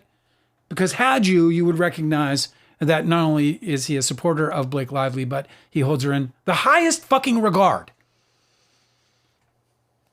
The highest fucking regard. That's true. Yeah, no one has felt that way about me ever in my life. So I would absolutely embrace being hated by everybody else if one super important person felt that way about me one time. I mean, Eric Darbeloff loved me. I mean, he's no fucking, Josh Greenstein, but he's the head of fucking Roadside Attractions, the founder of it. It was nice meeting him with you because you guys have such a old affection for each other. Yeah, I loved him very much. Yeah, he's a sweetheart. Let me tell you something, bro. I was battered and beaten, and he optioned and wanted to make Deportation. That one right there, huh? This on the top? Right here. Yeah. He optioned it. He wanted to make it. And if he had stayed in production, there was a reasonable chance we could have made a movie together. So, yeah, Eric Darbeloff, man. Love that guy. I saw him, about 10 years ago now. I ran into him at AFM, and I'm sorry. He was pretty sweet. People are being so funny in the chat. God, this kid is 22 years old then. What's that? People are being so funny in the chat today. Oh, yeah? Manderley is with us. What's up, Manderley? He said, in quotes, a film by Justin Baldoni, and then in parentheses, circumcised. You know how Spike Lee calls it Spike Lee joint? Yeah. It's like a Justin Baldoni cut. Oh my God. Double entendre. Stop it. Cosmic Urgency said that they like to make a show of female support when they're being accused of something against a woman. Yeah. And I just... Yeah, they hire the female attorneys. I know, it's so... The female publicists. It's so clearly like a play, and I just wish that he wasn't using her as a fucking prop all the time. When he was on set and he said something out of fucking pocket to Jenny Slate, the first thing that came to mind is that he was like, oh, I should tell her that my wife is nearby. So that she doesn't suspect that I'm being a creep, even though I'm being a creep, so that she doesn't suspect that I'm being a creep because I have the shield, which is my wife. And he has been trotting out the shield, which is his wife, all the time. When he's sending that text message that says, let's go to war. He says that she said that. I don't fucking believe it for a second because he puts words in everybody's mouth and then doesn't stand by them. So I think that he uses her as a shield all the time, and I'm not surprised that he's doing it in court 2 days in a row. Who was it that made this point? I think it was Hinata was talking about how 2 days in a row that she's got that. Oh, here, Archival Raccoon. That poor woman was waiting for hours in a court while he is in a room. Yeah. Separate from her, like drinking fucking vending machine coffee. What's important here for 2 days in a row. Justin Baldoni, though. Like, it's just absurd. It really is fucking. It's just, she deserves to not be a fucking prop for him all the time. I bet she's so fucking tired of it. She's like, yeah, the lifestyle's nice, but Jesus. I don't know. She's they were all smiles going into the courtroom. I'm just like, man. Not today, they weren't. Yeah, they were. I saw a picture of them both smiling. Big smiles. Oh, that might have been when they saw other. Justin loves the attention, but listen, I think he loves the attention. But I think also that, oh God, I forgot what I was going to say. Anyway, yeah, they were all smiles. Delicate said, Dale, you are in rare form today, LOL. Well, sorry. I don't think that's something to apologize for. Dude, it's just one of those days, man, where I just wish the world could get straight so I could just feel like some level of peace. But it's not going to happen, and it is what it is, man. You want to arm wrestle? Delicate, you want to arm wrestle? Let's go. He doesn't look as strong as he is, but he is. I'm much stronger than I look. Yeah, I would not arm wrestle you. Dude, Shunji Hibero, which is one of the most perennial fucking jiu-jitsu artists of all time. Martial artist. He is a reigning champion for several years in a row. He's not anymore because I think he's retired now. No, but he was like the Michael Jordan of his sport in his day. Yeah, right. Shunji Hibero. One of two Hibero brothers that are legendary in jiu-jitsu. Yeah, we studied with him. One of the great fortunes of living in Los Angeles is that you get to come across these kinds of people. Yeah, like elite people around all the time. Fucking awesome, man. Just encounter them. For fucking less than $200 a month, I had like this world-class athlete training me. It was incredible. But anyway, it was one of the highlights of my life where he was like, he we rolled and he got up and he was just like, you are strong. You don't know what to do with it, but you are strong. Yeah.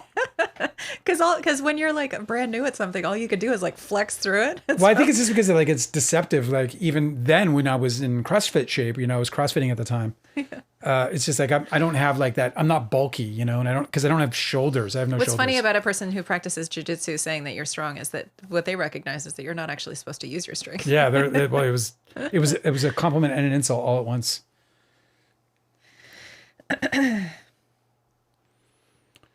So where was I? I was talking about, you know what? I wanted to just, never mind. Never mind. So yeah, we were talking about Baldoni and we were talking about, specifically about Emily. Emily. Well, no, we weren't. Actually moved on because I was talking about how, oh God, I don't even remember anymore. You were talking about how much Blake Lively has support in Hollywood from Josh Greenstein, but I was talking about how, yeah, this whole notion that Hinata said that the vibe that Emily gives me is that this is a person who cannot rest. Who? Emily.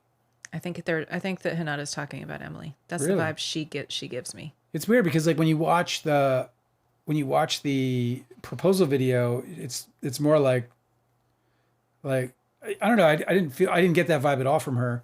And then when I watched her on Man Enough, I felt like she was very much kind of together and solid and centered and kind of fixed and not kind of all over the place. Well, on her Man Enough appearance, I think she was on the show a few times, but the one that we saw, yeah, she started crying on the show about how much work parenting is.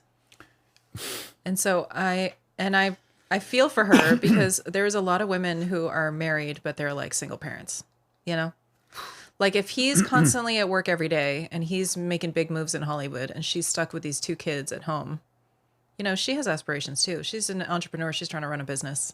She's got these two kids.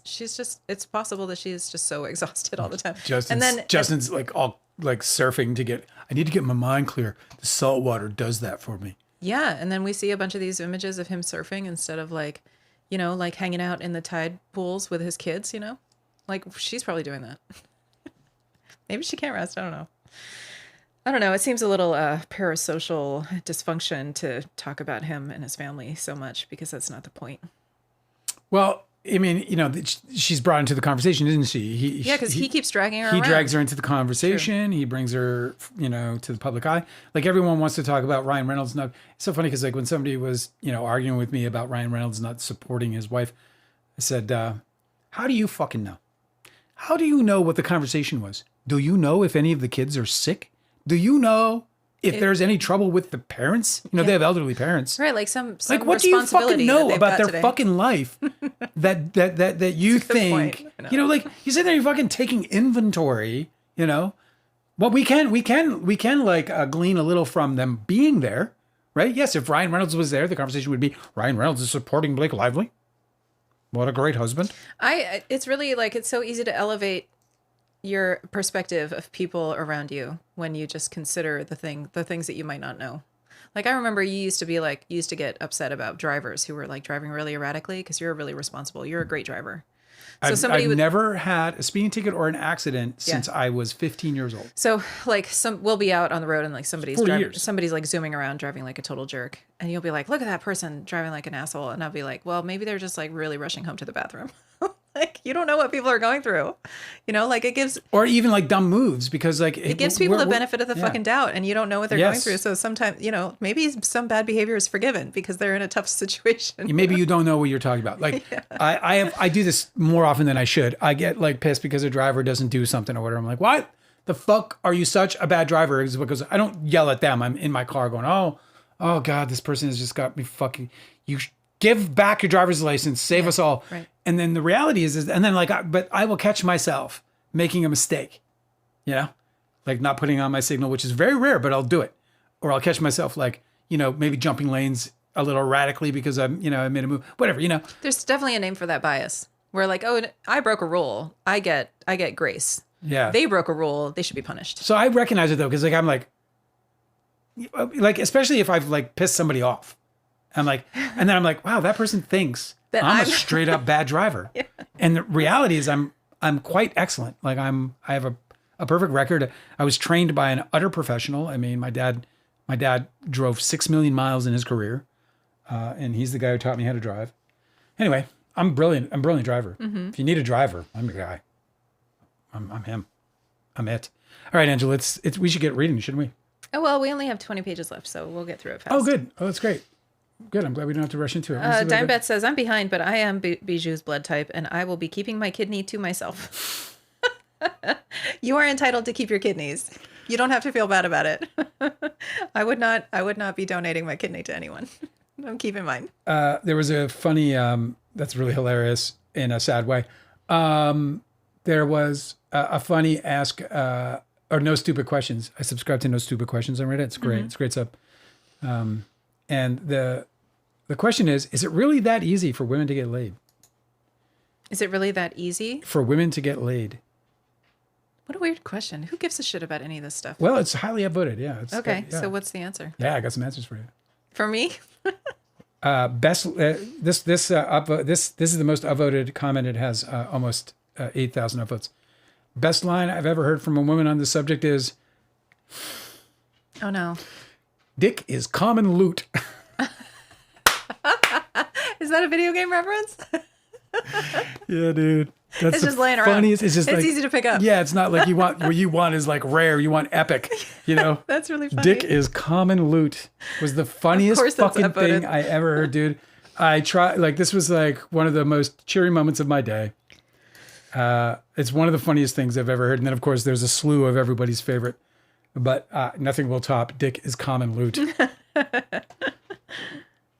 It was interesting though, just going through the comments because, I guess the disparity out there, which I never even knew there was this divide, this sort of logical divide, but it was like women are the gatekeepers of sex and men are the gatekeepers of relationships.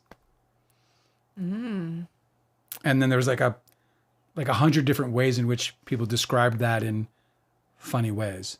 But I thought that was kind of interesting. Gatekeepers of relationships. Yeah, they're like, I don't know if I'd agree with that one. Like this one person was like, it's so true, she said.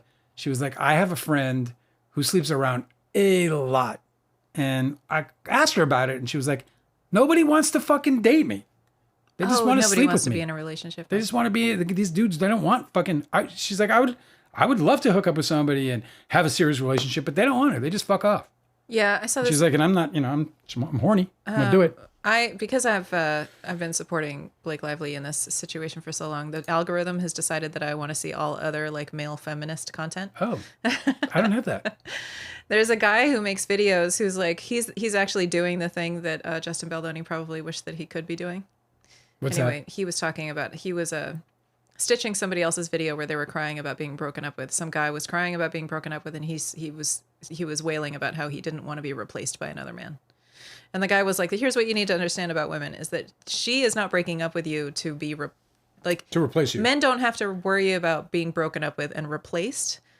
What men are competing with is her being alone and happy. Like a man in a relationship has to do better than she can do by herself. Like if she's happy alone, how can you do better than that? You know? Yeah. It's like, it's a high bar, you know? Like when I met you, I was very comfortable living alone. I was very happy. I had been in relationships for most of my adult life. And if when I wasn't, I had roommates and I was alone for like the first really good stretch. And I was like completely content and I wasn't looking for a relationship. And I think that's exactly why this one worked and why it had longevity. Because I wasn't needing anything. Like the thing that men are competing for is to be better than she does on her own. You know, and that's what you did. So I just thought it was an interesting perspective. I'm surprised that they say that men are gatekeeping relationships because I think it takes two. It was never me. It takes two for that. I was all like, do you want to be in a relationship right away? Like now? Like I'm just such a relationship guy because they're fun. Well, also they're nice and cuddly. Well, I'm into the companionship more than anything else. What do you think about Valentine's Day, which is this weekend? It's John Schindler's birthday. Valentine's Day is John Schindler's birthday? So every time I think of it, it was John Schindler's birthday. I was also married in Las Vegas on Valentine's Day. And the reason that comes to mind isn't because of the marriage itself, but because Is it still your wedding anniversary? No, it's not. Standing in line in Las Vegas with like 2,500 other couples was a kind of an epic experience. Yeah, I bet. And there were like a news crew kind of going up and like interviewing everybody. And I, of course, am, this Canadian. They probably do that every year. The big Valentine's Day show on the news.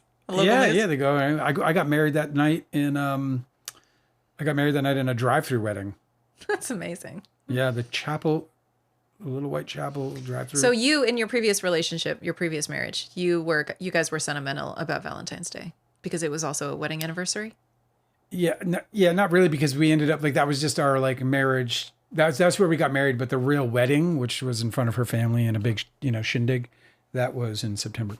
Enough about that. To answer your question more thoroughly, I haven't really thought much about it because I've always found it to be like a difficult day. It's funny though. I was out today and I put the groceries in the car, and I got in the car, and in front of me was a young man. I mean, he must have been, probably 21 or something, just a young dude. And he was fucking putting together, he had a couple of bouquets.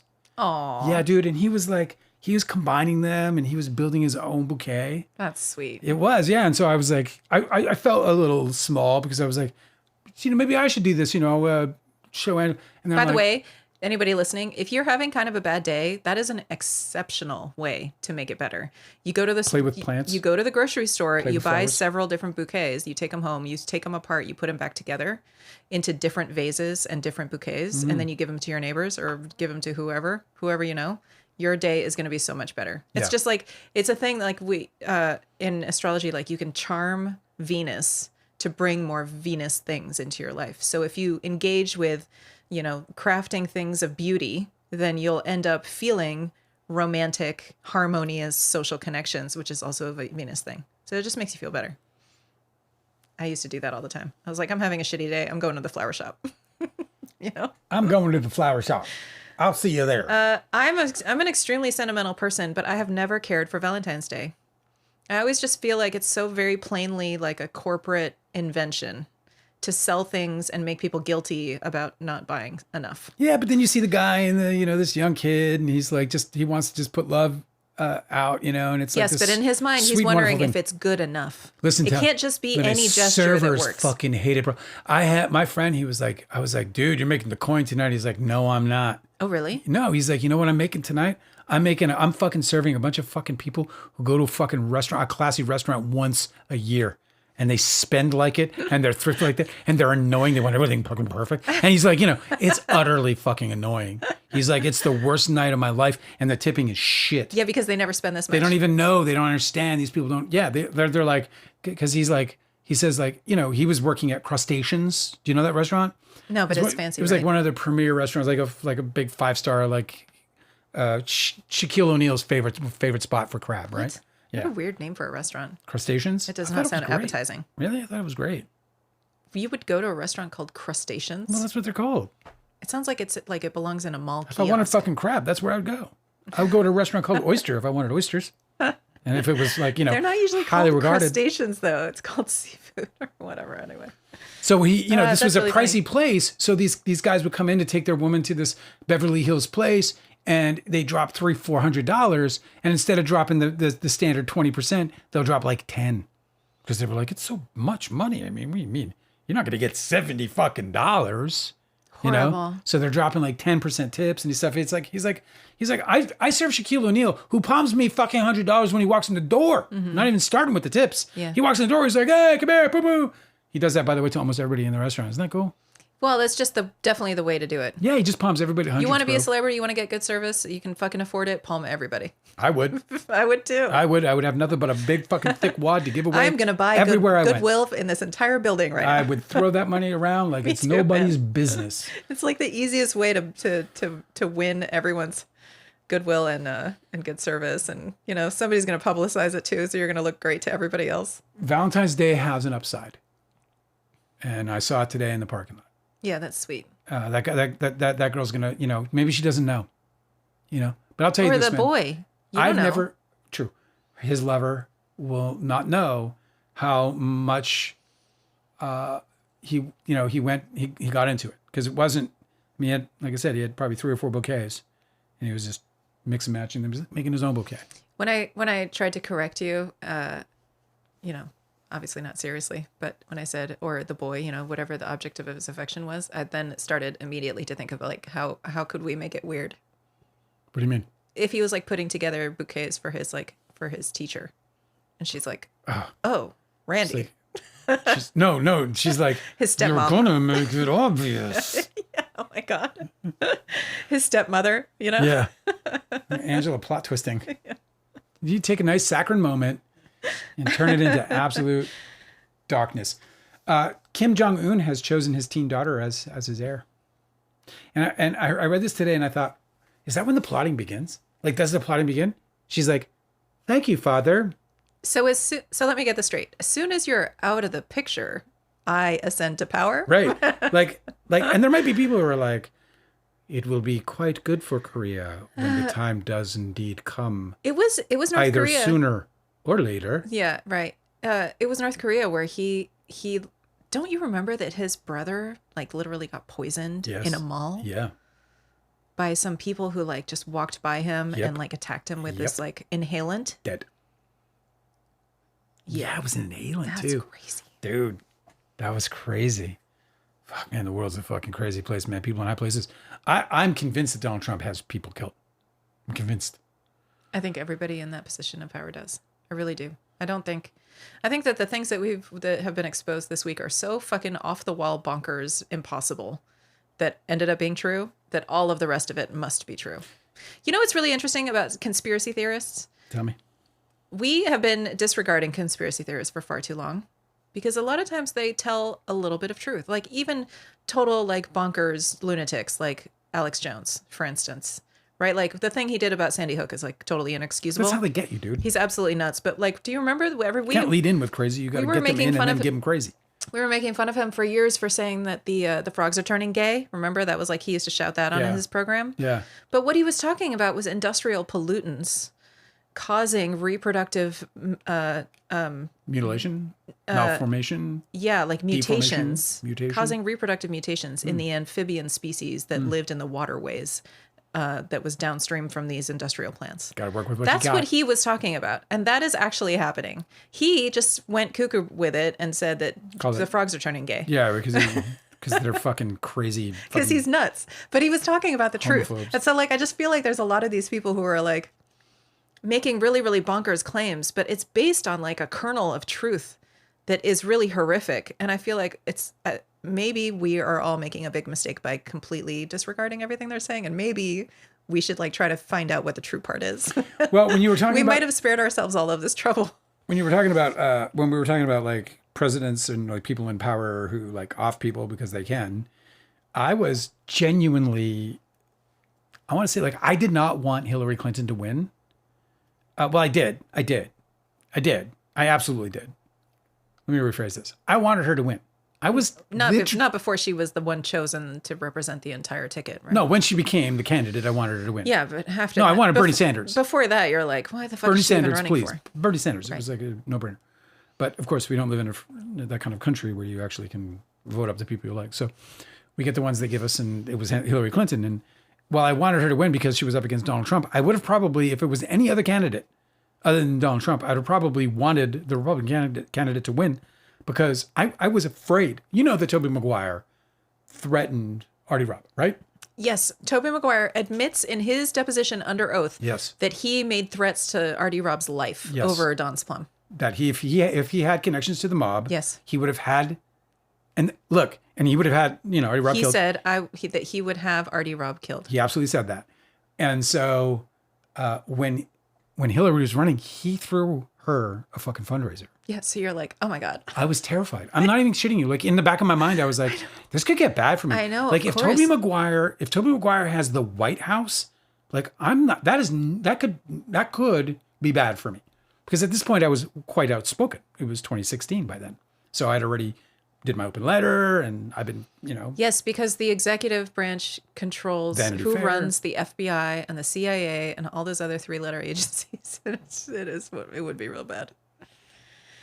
Insanity. So anyway, yeah, it got me totally nervous. I was like, genuinely, I never spoke about it because it is really tough, man, to have, like, your biggest abuser in life have really close connections to very powerful people. It's intimidating as fuck is what it is. It sucks. Candace Owens spilling tea. What would she say now? She is spilling tea, man. It's the strangest thing. She's another one. She's another conspiracy theorist that maybe starts out with a kernel of truth. And I think that it's just important that now, after all these revelations, like, maybe we just have to think a little bit more soberly about what these lunatics say, and maybe we should check it out. Conspiracy theories need the kernel of truth to bloom into conspiracy. Right. There cannot be a conspiracy without an inciting incident. Candace Owens on the halftime show, on the Turning Point halftime show, she got she got the scoop. She got everything. I mean, she has the inside on this whole thing. It was gnarly, bro. First of all, there were about 180 people there. They were all paid $250. Paid spectators? They were paid spectators. They ran out of food on the first day. She was like, Candace Owens, she's like, listen to what they fed them. She's like, they gave them Mediterranean food. This is the Turning Point halftime America. Mm-hmm. It's fucking America. And they gave them Mediterranean food. I mean, it's Donald Trump. This whole thing is Trumpian. Okay, Why would fucking put McDonald's on the table? Fucking, that's American. Mediterranean. But check this out. Day 2, because it was 2 days. It was 2 days. Uh-huh. I'm not saying that the Mediterranean food isn't better. To me, she's got a great point. The next day, tacos. Oh my God. They served the fucking nerve. Fucking tacos. They served tacos. Mm-hmm. They were told, by the way, the audience. So this was shot a couple weeks in advance in Lafayette, Georgia, and they had 180 people, many of whom were Bad Bunny fans, as a matter of fact, and they were told that the show was good. Their show, the halftime show, would get more views than the Super Bowl halftime show. They were told that. Uh-huh. But why did they care? Well, they were just told that as a part of like to get them roaring and ready to go or whatever. And whatever, just as a motivational thing. Okay. You're going to see a free concert. It was hell. Why was it hell? Because they did multiple takes. Oh my God. They had to listen to it over and over again. And cheer all the time. There was, I think it's the singer who sounded like, she's singing for her nose. I got nothing. Yeah. Just, you can't really understand anything she said. Because she's singing for her nose. That was good. So she did her songs in 2 takes. But like Kid Rock and all these others was like 5, 7 takes per song. Apparently it was miserable. Like absolutely fucking miserable. Everybody, the performers were all crazy late, especially Kid Rock, with the exception of, I'm gonna think through my nose. She was there just a couple of hours late. She was only 2 hours late. She was by far the most respectful of the whole production in terms of her contribution. She got her songs done in 2 takes because you couldn't understand her anyway. And if I'm getting the right person, by the way, because it was the only woman that performed, and she was she's from American Idol. She's like a 3rd place runner up. Oh, okay. So she knows what it's like to be in a production. Like she went through a whole show. She was apparently like solid as a rock, and the fans dug it just because they were like, can we? So it was apparently just like hellish. They were like shepherded into different like holding rooms in between takes where they would sit at times for hours. Like it was like just absolutely horrible. The criticism about the food, I want to know that they spent their catering budget at a Mexican restaurant, because that would actually be pretty cool. If there's some Mexican restaurant in wherever town Georgia this was that made a nice big payday because Turning Point was doing their shitty little fucking halftime show nearby, then that's pretty cool. It's 108 people. It's not a big payday. I mean, it's feed 180 people in a day. It's a bump. It's a single. It's an event. It's not a big deal. Feed the Super Bowl. That's a big deal. Anyway, they said they're going to do it again next year. Great. It's going to be so great. They'll probably start recording it now. I watched this clip. It's 2 hours. It's 2 minutes and 55 seconds. And it's the best Candace Owens I've ever seen in my life. Oh, God. I mean, I've only seen like maybe an additional 3 minutes. And this is way better than those other 3 minutes I saw. Don't say you're going to start watching Candace Owens, please. Can we not? Oh, this from fucking the Nick Fuentes. I wanted to know what the right-wingers were saying after Charlie Kirk was murdered. So I went around and I was just looking at what the fucking algorithm... I'm going to do a show. I'm going to contact the publicist who reached out to me to do her show. And I'm going to be like, hey, I've reconsidered. If you guys want me, I'll go on and I'll bag on DiCaprio right before the Oscars. Don't say anything. GoFundMe for James Vanderbeek's family surpassed $1 million in just hours after it went live. Hollywood friends, buddy. Mm-hmm. Hollywood friends, man. There's an outpouring of love and, fuck cancer remarks from a good chunk of Hollywood. And it was really warming. It was heartwarming. He was truly beloved. He seemed, by all accounts, to be a really great guy. And Hollywood kind of lost one of the good guys, I think. And it's sad. I was kind of hard on him because I was like, I used to body shame him when I was into that. Because he has such a big forehead. And I was like, oh look, it's Frankenstein, or stupid shit like that. Like an idiot.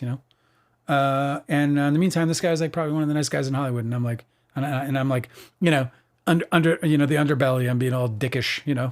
When I was like in my 20s and thought I was better than everybody else, Anyway, I'm happy for him because, one of the statements made by the family was, or not by the friends of the family who started the thing, the whole, what do you call it?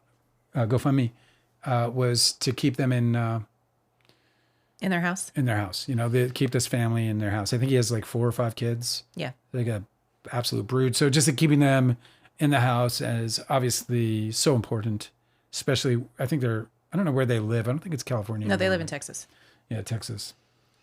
Anyway, so I thought that was really great. One of the things I admire about America is how quickly Americans can respond to people who, and I mean, look, it's...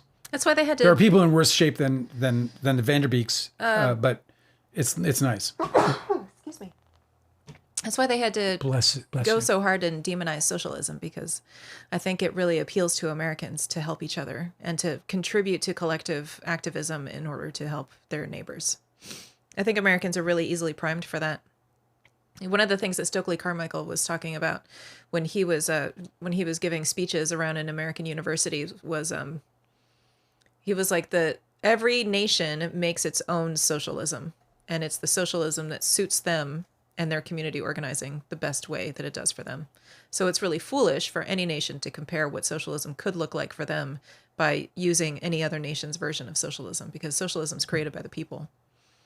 And I think that it would have been really nice to find out what American socialism could look like, because you're right, people are they have this really quick reflex to help and be of service to their neighbors. Yeah. I think also that we would really be able to marshal the best of the religious population here, instead of them being like completely diverted into all these like hate campaigns and this culture war bullshit. Yeah. Because it really is like there's an underlying spirit in America that's really quick to wake up and jump into and care. Yes. They do. Like this is the part of what makes this country work so well when it works well. And this is why they really had to go hard on socialism, because I think that it's a really, really good fit. It is. For American idealism. It's what Americans do. Dude, I fucking published my book, and my neighbor, whom I barely spoke to in the last 4 fucking years because I'm one of those people, he jumped all over it. He went to the fucking local bookstore to order it, to give it some fucking love at the local bookstore. He didn't buy it from fucking Amazon. Like, this guy is just the real deal. He's a guy who will rise to the occasion when the occasion comes to him. When he is faced with the occasion, he will rise to it for strangers if they're in his fucking neighborhood, if they're within his reach. There's a million people like him. And there's millions and millions, tens, if not... in every neighborhood. Tens and tens and tens of millions of these people across America. They are the heart of the country. And it's just that they have to be, and it's their sort of vibe that has to... That's why we're really so intensely propagandized against this kind of community collectivism. It's just, it's really sad that it works. I think you're totally right about that. I think you're fucking spot on. I think they need to... I think you're right. I think this is probably, when you think about democratic socialism, and I'm not an American. I think America would rise to be the greatest representation of it if it were to come to fruition in this country.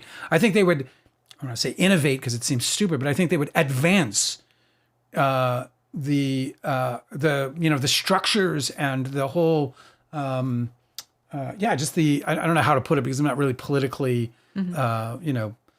proficient or whatever, educated. But I just know that but I know that Americans themselves, and as a collective, they're just the most. They're brilliant.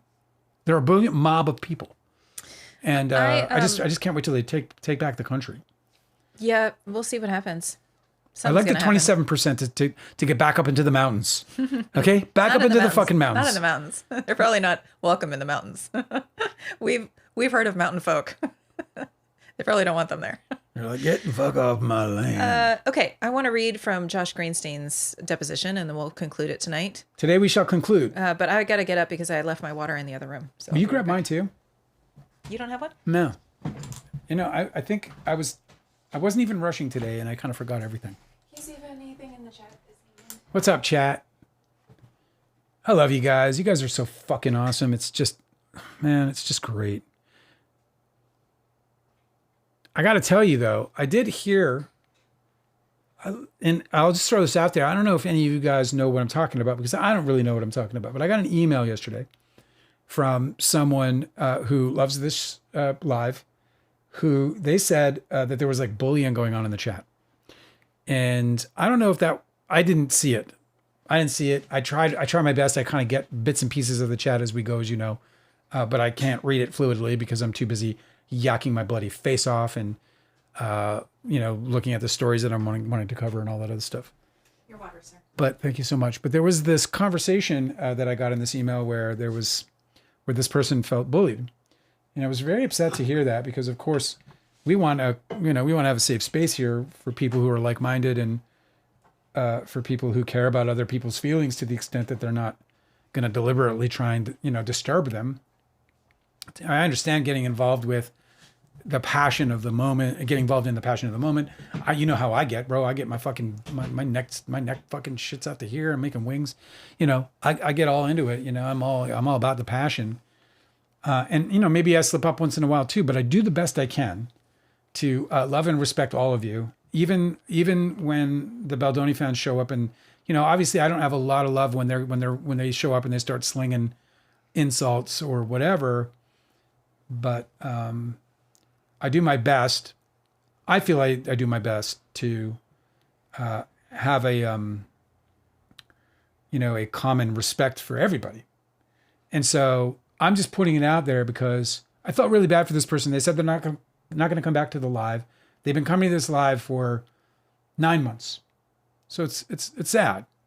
Like I love this person. I light up every time they show up. And you said that they felt mistreated in the chat? They felt like they were mistreated in the chat. Weird. And they used the word ganged up on. Okay. It was very upsetting to hear because I didn't see it. You know what's strange is because I don't doubt that they had this experience, so I just want to be clear about that. But it's strange that I didn't see it. I'm very nervous that I'm not seeing what everybody is talking about when I scroll through my side of the chat because I didn't see anybody. I think if everybody was ganging up on one person, I think I might see it. I usually catch it because usually the chat will get a little busy, and when it does, I when it starts clipping up and down, I start looking because I'm like, okay, what are we talking about? And I want to I want to know. Anyway, I'm bringing it up because this is your community. You know what I mean? I'm here, you're there, we're yakking back and forth. Mm-hmm. This is your community, I hope you'll make it a community that you would want to thrive in, and that's all I'm asking from you guys. Is just to make this community a community you want to thrive in. And if we're lucky enough that this thing takes off and we start getting some friends and some love and people start talking and sharing and doing all those things that help the thing grow, I start getting better at putting out and repurposing the lives and thumbnails and all the stuff that I need to get better at. Cosmic urgency. Yeah, he kind of passively bullies while he says it. Cosmic urgency, come on. So... So I would just like to put out there that as we get caught up in the passions of all this stuff, especially when we get to the trial and stuff, like let's embrace people, let's embrace the diversity of our thoughts. It's okay to argue with them, but let's not attack each other ever. Let's never make it personal. I'll do my best, and I'm asking you to do your best to just not make it personal. Because I think, it's not Deanne. Deanne's not trouble. It's like, cut it out too, bro. Yeah, Deanne's not trouble. Cosmic urgency, just like... I understand that you guys get at it, and I don't understand what it is. Because it's like a sibling rivalry between you two. That's what it's like. It's horrible. But I just think it's important to always just stay light too. If you see somebody getting a little snippy, just back off, dude. It really isn't that important. Yeah, man. And just stay centered and confident in your own statements, and then that'll be cool. And I know this is common for me, and and I'm obviously not, and you're like, oh yeah, what about Alan? Is he subjected to this? And the answer is I truly do hope that what I do is I get more passionate than not. And I brought up Guilty Angel for those of you who remember her a few times because I felt like that was a moment where I didn't rise to the occasion in what I'm talking about right now, and where I could have been a better host and I lost one of our favorites. I loved her. I thought she was a great gal. We had a great time with her. She was a little trouble every now and then, but I liked that. She put a little hot sauce in the chat once in a while. I have breaking news. They settled. No. They didn't settle. Nope. It's 2 for 2 L's for Baldoni. Oh, double L's. Ella Has Reddit is the user on subreddit, said 2 for 2 L's for Baldoni. Love that for him. The settlement discussion... this person posted, it's advanced property. This user is awesome. Settlement discussion unresolved in Jones v. Wayfarer case. So I don't know if that means that they convene tomorrow or whether they only had one day to do it. Yeah. He's just racking up L's. You're not wiggling out of any of these, buddy. I love it. I didn't expect, again, for him to have any hope in hell of getting a fucking settlement because you know why? He's a dick. And he fucked everybody's life up, including his own. The thing about him trying to get a settlement here, or there trying to be any hope of a settlement, is Stephanie Jones literally tried to steer him away from all of this. She was his knight in shining armor, and he looked the other fucking way. He chose the dark side. She was also just as dirty and savage as he wanted in a publicist. Absolutely. She's no fucking saint. She's a ruthless publicist. But what she was going to do is keep him out of a fucking lawsuit. Right. She was going to play within the confines of whatever ethics they can muster. Mm-hmm. But what she wasn't going to do was start a a smear campaign against Blake Lively. What she wasn't going to do, she was going to play fair. Get him sued. Yeah, she wasn't going to get him sued. She wasn't going to expose him, as they like to say. So, JB, man. Anyway. If this was like one of those shows, I would have a button for the toilet flush. Emily Baker, the lawyer on YouTube, her show's really great, but she started playing with those buttons, like those noise buttons for a little while. Yeah, it's not fun. It was the absolute worst. No, it's not. I was like, how can I convince her? Punch boards, they're called. How can I join her chat and convince her to stop immediately? Victoria Holland said, when you say like-minded, what does that mean? I think she's like, I don't want to be like-minded with you. I think when I say that, I think I mean that I prefer to be around people who are going to treat people the way I treat people and the way I like to be treated. I guess that's the way I put it.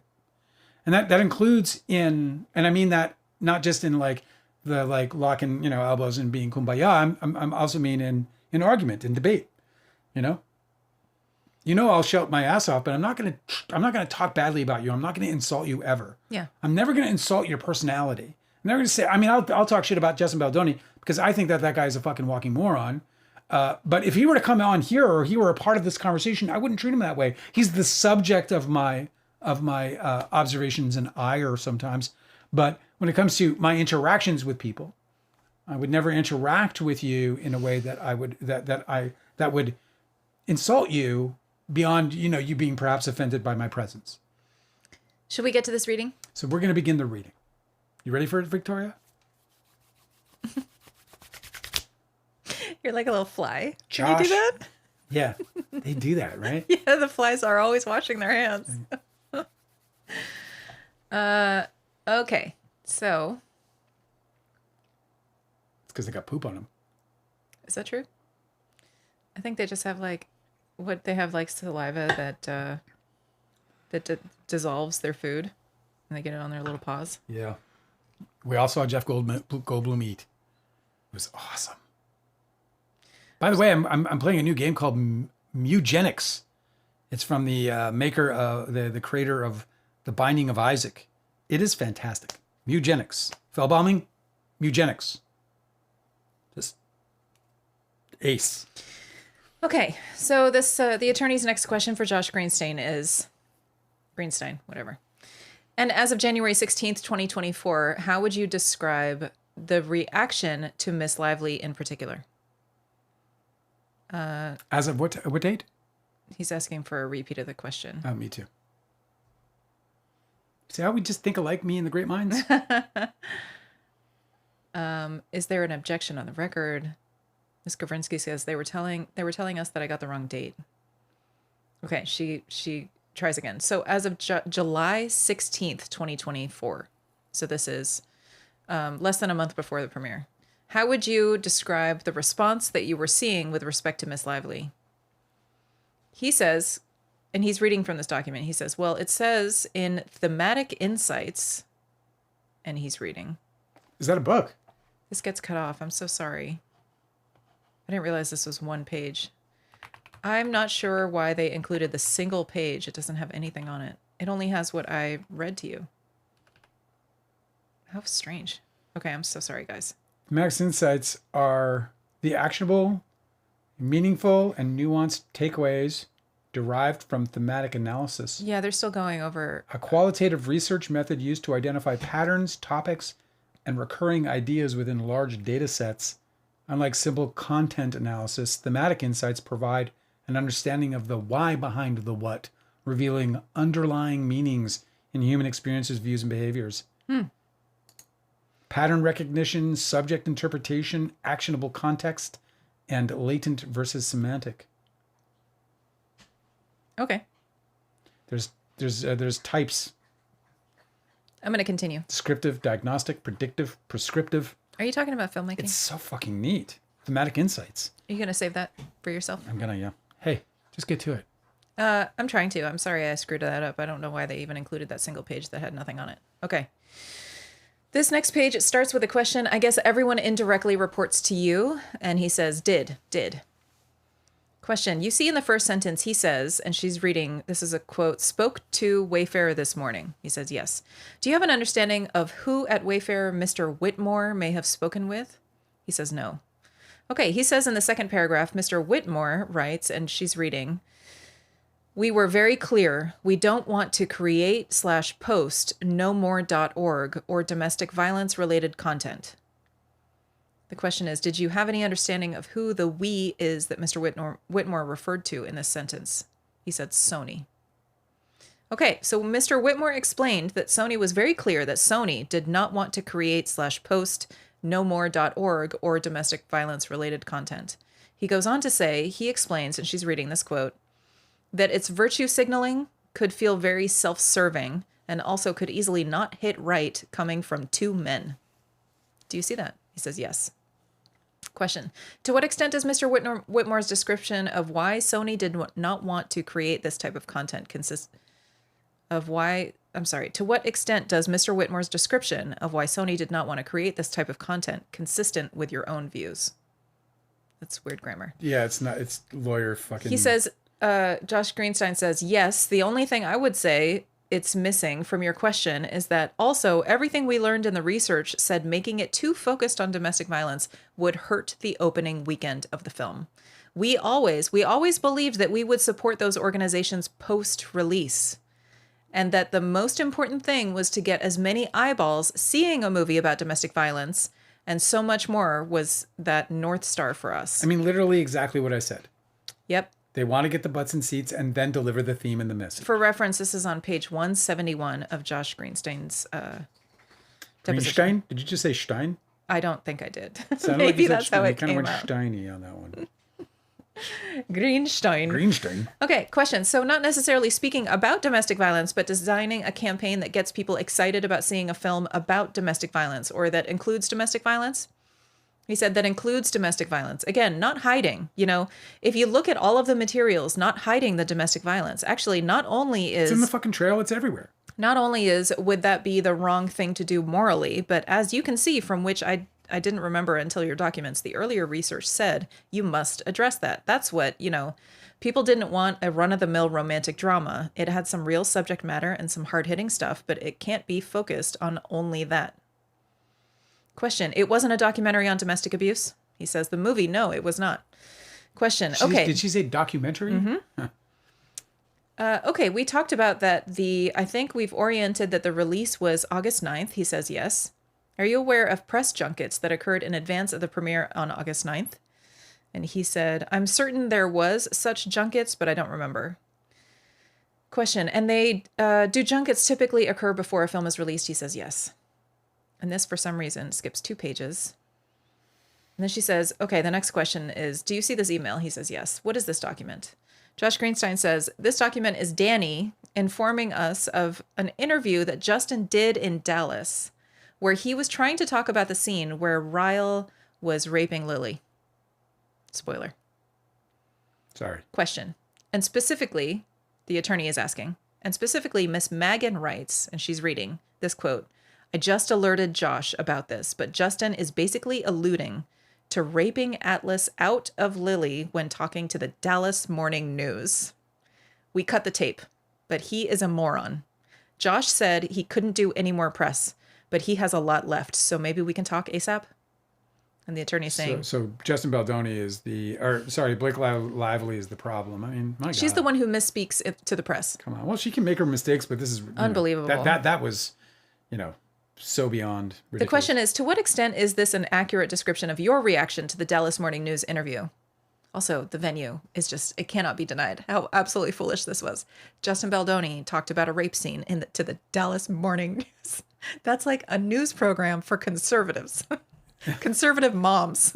Who are like eating their fucking yogurt and fucking blueberries, and they're just like, it's like dripping out of their mouth like the stuff. God. To what extent is this an accurate description of your reaction to the Dallas Morning News interview? And Josh Greenstein says, I think I must have been upset, and I was very deployable trying to protect the movie. Question. Deployable? Yes, I was very deployable trying to protect the movie. Sounds like a speech impediment. I know. Well, it looks almost like the stenographer didn't write it down right. Because what does he mean? What could that be? Deployable. Ready to go when you are. Yeah. Just say the word. No. Maybe that's literally what he means. He was like, I'm trying to protect the movie. Got like a Hummer running downstairs. I'm trying to protect the movie. I'm in all places.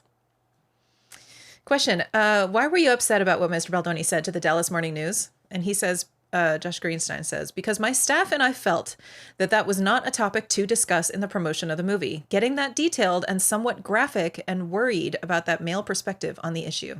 Male perspective. Look at that. Like, look at Josh. Like, here's what I'm saying, man. This guy supports Blake Lively's version of events. Yeah. Next question. When you say that male perspective on the issue, what do you mean? Josh says, means Ryle's character's point of view. I don't think there's a lot of sympathy for that. Rightly so. That it, whatever that character's point of view was. And that's certainly not something that would help in promoting the movie. Did you tell that to Mr. Baldoni? He says, I'm sure I made that clear to my people who were communicating with him. Crazy. Josh is going to kill you. You need to stop. He's looking for you, and I'm pretty sure he has a shovel.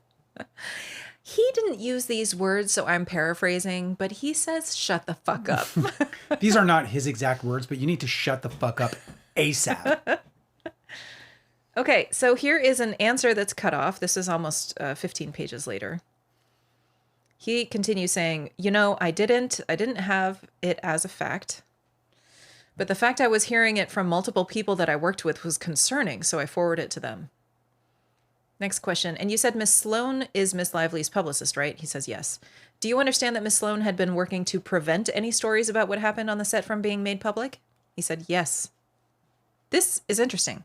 The head of Sony... I'm just about to blow a gasket, though. The head of Sony understands that Blake Lively's publicist is preventing any stories about what happened on set. Putting fires out. Yes. Yeah. For Blake Lively, the film, and Justin Baldoni. Because Blake Lively is trying to protect the opening. Yep. So what he was worried about was literally not going to happen. She was literally working the exact opposite. Unbelievable. Question. How did you understand that? He said, she told me. Blake Lively? Yeah. What did she tell you? Or maybe it's Leslie Sloan. Oh, okay. What did she tell you? And who is she? This is not clear, is it? No, it's not clear. Josh Greenstein says just that she was getting a lot of incoming calls. So it's Sloan. It's Sloan. She was getting a lot of incoming calls about stories of problems on the set, and she was trying to kill them. Just like you said. I know all about stories getting killed. Because they're usually your stories. My book, all the stories in my book, I had all this great publicity planned, and it all got killed by Leo's publicists. Every single story. Yeah. New York Magazine, Hollywood Reporter, they were all on board. I had an exclusive, awesome, kick-ass deal going down on at New York Magazine. You need to hire one of these publicists. One of these publicists that actually has relationships at the top levels. You need to have one of these publicists work on it. Just sucks. So lame. And what was your reaction to Miss Sloan telling you that she was trying to kill stories about what happened on the set? And Josh Greenstein says, I don't remember what my reaction was, but I'm sure it was gratitude. Why gratitude? He says, because these stories could damage the performance of the film. Wow. That's all they care about. So not worried about Blake's reputation. Not worried about Justin's reputation. According to the boss of Sony. They wouldn't even be worried about their own mother's reputation. All they want is the fucking box office. Sorry, Angela, but it's just such an important point. According to the president of Sony Motion Picture Group, the stories that Justin Baldoni was asking them to put out in the press was harming his own production. Correct. And his own premiere. Yeah. Because he doesn't know what he's doing. Because he thinks that the world needs to hear the message he has to speak. It's fucking weird. He doesn't understand the strategy behind any of this. No, I'm talking about the negative stories about Blake Lively. Okay, whatever. Either way, it doesn't matter. He's sabotaging his own work.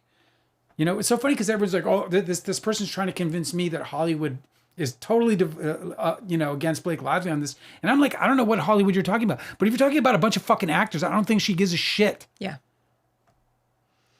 Because it's definitely not Josh Greenstein and all the rest of the Steins. Why did you have gratitude that Miss Sloan was trying to kill these stories about what happened behind the scenes? He says, because those stories could damage the performance of the film. Mm-hmm. Question, could they damage Miss Lively as well? He said, yes. Did they? Josh Greenstein said, did those specific or eventually the whole thing? The question is the whole thing. He says, yes, I assume. I know how upset she was and how she felt that her reputation was hurt, and there was a tidal wave of online hatred towards her that I don't think I ever seen to such a degree. I'd go with Amber Heard had one about as equal. Yeah. Question. Can you describe the wave of online hatred towards her that you saw? He said, there's a lot of stories about negative stories of all kinds of all types and kinds and shades about her for many months. The question is, from when did those begin? And he says, I don't know, but it was pretty close to the opening of the film. Okay, I want to hand you Exhibit 31.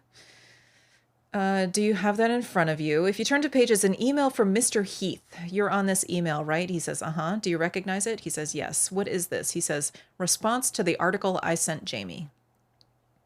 The attorney says, okay, and he writes, and she's quoting Jamie Heath, I'd like us to take a look at that. Even in the midst of feuding, how many people are pointing out that the DV is being glossed over and that Justin is essentially the only one appreciating the subject matter, whilst others may be not giving it the proper respect it deserves. It's so weird how much that like resonated, or not resonated, but how the sheep just went crazy with this. Yeah. Like how they just started screaming about this nonsense. Yeah. And Josh Greenstein was like, we have a very, very clear protocol about how we put out movies like this. And not just that, it fucking works. Not just that, but the domestic violence is in the movie. Yes. It's there. Right. Shut the fuck up. He's like, I'm totally... The only thing missing is the people. Mm-hmm, that they were going to do it after the premiere. Idiots, man. Question. Do you recall your reaction to this email? He said, yes. What was your reaction to this email? Josh Greenstein says, my reaction was I didn't recall them having those concerns earlier for months and months during the campaign. And it seemed like at opening, those concerns started happening. And there were stories started breaking. I don't know the order. But I thought that one, that it was incredibly unfair to the campaign. And two, it would materially hurt the film. Question. So did Mr. Heath come out and... Dude, their lawyers were sitting with a fucking pen in hand ready to go, dude. Yeah. They were. I guarantee you. They were like, okay, if they blow up this fucking movie... Yeah, turned into a huge success. It's going to be nothing but a lawsuit, you know? If that turned into a fucking dud opening. The attorney asked a question and then strike that, says, if we can turn to the first page, you respond by saying, in quotes, ignore in all capital letters, right? And he says, the first page of this, the attorney says, well, we can state Miss Hahn writes, who is Miss Hahn? Hann. He says, she ran publicity for Sony. See, you need to get her on the phone. Hey, Han or Han? What do we got? You're free, right? I just need about 10 minutes of your time. And then maybe get you on a monthly retainer. So this is 6 pages that are missing. I don't get to see what that was. Well, if you don't, we don't. Yeah, I'm sorry. So we don't get to see what his response to that email was. Except that he said, ignore. Yeah, well, that's one of the easiest. Ignore Jamie Heath. Yeah, just ignore it. Just ignore it. Also just ignore the publicity, like the bad publicity. Don't even talk about it. Like just don't acknowledge it. Was Sony tracking the online reaction to stories about Miss Lively? He said, yes. Okay. I've handed you Exhibit 33, which has the Bates stamp, which begins in SPE. So this came from Sony Pictures. Okay. He says, yes. What is this email? Josh Greenstein says, it's social and press response to the cast controversy with It Ends With Us. Okay. And is this a type of document that you would receive in the ordinary course of your business at Sony? He said, yes. And can you describe the contents? Like, what does this type of email track? He said, social sentiment. And who is doing the tracking? He said, we have monitoring services and it scours social media to look at individual posts. The question is, so would you rely on the data in this email? He said, yes. Okay. And if you can look to the first sentence the second, okay, in the second paragraph, it says, and she's reading this quote, very little of this seemed to impact people's interest in seeing the movie. However, much of the online response was more supportive of Justin, 89%. Do you see that? He says, yes. Did that surprise you? He said, I don't recall, but at that point, that was 6 days after the release, 4 days after the release, we released on the 9th. She says, uh-huh. He goes, yep. Yeah. She says, uh-huh. Mm-hmm. Okay. All right. Yep. Yeah. With where all the stories were breaking, I wasn't that surprised. She goes, you were not that surprised? He said, this time. Right? Yeah. Right. Why not? He says, because I believed at this point that there was a deluge of negative stories about Blake. Question. And if you go down to the social response, it says, and she's reading this quote, neutral, 7%, pro Blake, 4%, pro Justin, 89%. Do you see that? He says yes. How did these numbers compare? I mean, if anyone thinks that is organic, they're out of their minds. No, I know. That she is the protagonist and the hero of the story where she's the fucking movie star. Baldoni was just this guy from a TV show who had a fucking podcast and one movie that did well, but like he was no movie star by any fucking That's crazy. I did not know who Justin Baldoni was until this story broke. Yeah. So this is on page I know everything. This is on page 202 if you guys want to use this for reference. Okay, neutral, 7%. Pro Blake, 4%. Pro Justin, 89%. How did those numbers compare to the numbers that you were seeing in July that we had already discussed, just 2-3 weeks prior? He says, the numbers that we discussed in July were, I believe, about the movie, but there was not. I believe that this wasn't in the conversation, so it didn't exist. Sorry, he stutters, and I want to read it. He's computing and talking at the same time. I believe that this wasn't in the conversation, so it didn't exist. Okay, the attorney says, well, it says 4% pro Blake, right? He says, uh-huh. Do you recall your testimony earlier that you had not been seeing any negative reaction regarding Blake in July of 2024? He says, correct. She says, so I'm asking you if you can compare what you were seeing online in July with the numbers as reflected here regarding Blake Lively. And he said, I would say public sentiment swung very negative. And the attorney says, in the span of a week? And he said, seemed to be.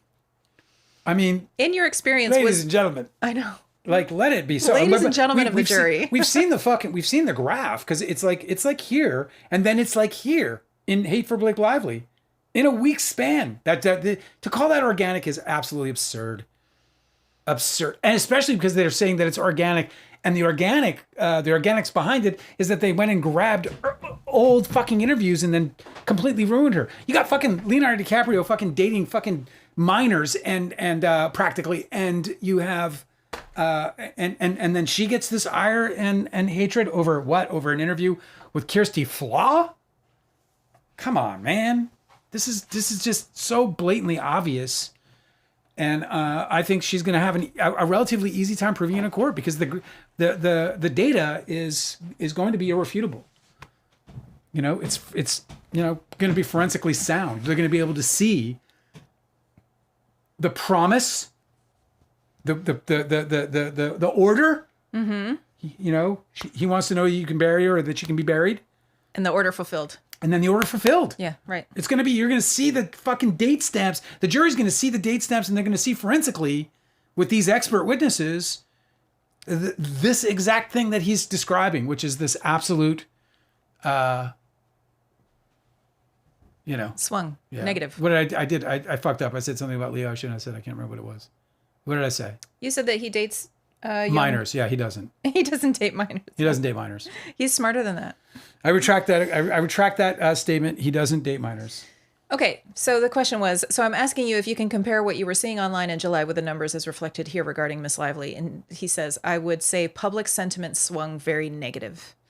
She said, in the span of a week, he said, seemed to be. In your experience, was that unusual? She says, yes. Sorry, he said yes. What is your reaction to the swing in the anti-Blake sentiment between July and August? And Josh Greenstein says, my reaction with this would eventually hurt the playability of the movie, and I believe it did. Question, and what do you think is responsible for causing this drastic swing? And he said, all the negative press. Okay, I'm handing an Exhibit 34. Amazing, like he thinks it would have been bigger than 340. Yeah. This next exhibit is marked Attorney's Eyes Only by Sony. So we have to, and it gets cut off. And I wonder if they kick Jamie Heath out of the room again. Jamie, you go stand in the corner. Bounce. Try not to look at fucking people's fucking particulars. Eyes up here, Jamie. Yeah, eyes in the eyes, bud. Okay, so this next page that we get to see, this is Josh Greenstein in the middle of an answer. He says, world, what they were telling me, and that certain things I was reading in the press were being echoed, like that email that I was shown by Mr. Heath to me about the negativity on the marketing campaign. The attorney says, okay, now did you strike that? Did you know at or about that time, that this publicity began to appear that Miss Lively had effectively excluded Mr. Baldoni from the marketing campaign for A Dance With Us? Did you know at or about the time that this publicity began to appear that Miss Lively had effectively excluded Mr. Baldoni from the marketing campaign for It Ends With Us? He said yes. You with me? Yeah. And Cosmic Emergency. I'm reading this to you too. I need you to be present. I'm feeding on it. No. Like Pac-Man? Did you know at or about the time this publicity began to appear that Miss Lively had effectively excluded Mr. Baldoni from the marketing campaign for It Ends With Us? He said yes. This is a revelation to me. Say it one more time. Oh my God. Yep. That's 4 times. Just do it. You got to play it back. You got to rewind. Just do it real quick. Did you know at or about the time that this publicity began to appear that Miss Lively had effectively excluded Mr. Baldoni from the marketing campaign for It Ends With Us? He said yes. And would that have meant that in any photographs, publicity, anything, any vehicle that was used to market the campaign, Mr. Baldoni was absent? Isn't that correct? Josh Greenstein says, for the most part, I do believe Justin did some things, but we had a situation where Blake and several cast members, including the author, did not want to be photographed with him and did not want to be in the, I guess, same vicinity that he was in, whether that was the premiere or something else. Sorry, dude. Sony's like, they're right, dude. I mean, we're going to work with it. I wouldn't want to be around fucking Tobey Maguire. No way. Ever. Not unless I'm able to, bludgeon him. Question. Okay. And you anticipated my next question. Did you know that there were photographs relating to marketing in the premiere where Mr. Baldoni was absent? He said yes. Or just pinch him really hard, multiple times in different spots. Like hard pinches. And he just has to take it? Like the ones that take your breath away. Like, Jesus. And they'd be like, another one. Okay, and that was at Miss Lively's request, isn't that correct? He said, Josh Greenstein said, it was at the request of Miss Lively, Brandon Sklenar, was that his name, the other actor, Jenny Slate, I believe that's her name, and Colleen. Did you ever discuss Mr. Baldoni being erased from photographs with Miss Slate? He says, I don't recall. I'll just leave it there. I don't believe so, but I don't truthfully, but I don't recall. So that was kind of revealing. He said that at the request of Lively, Sklenar, Jenny Slate, and Colleen Hoover, that they didn't want to appear with him.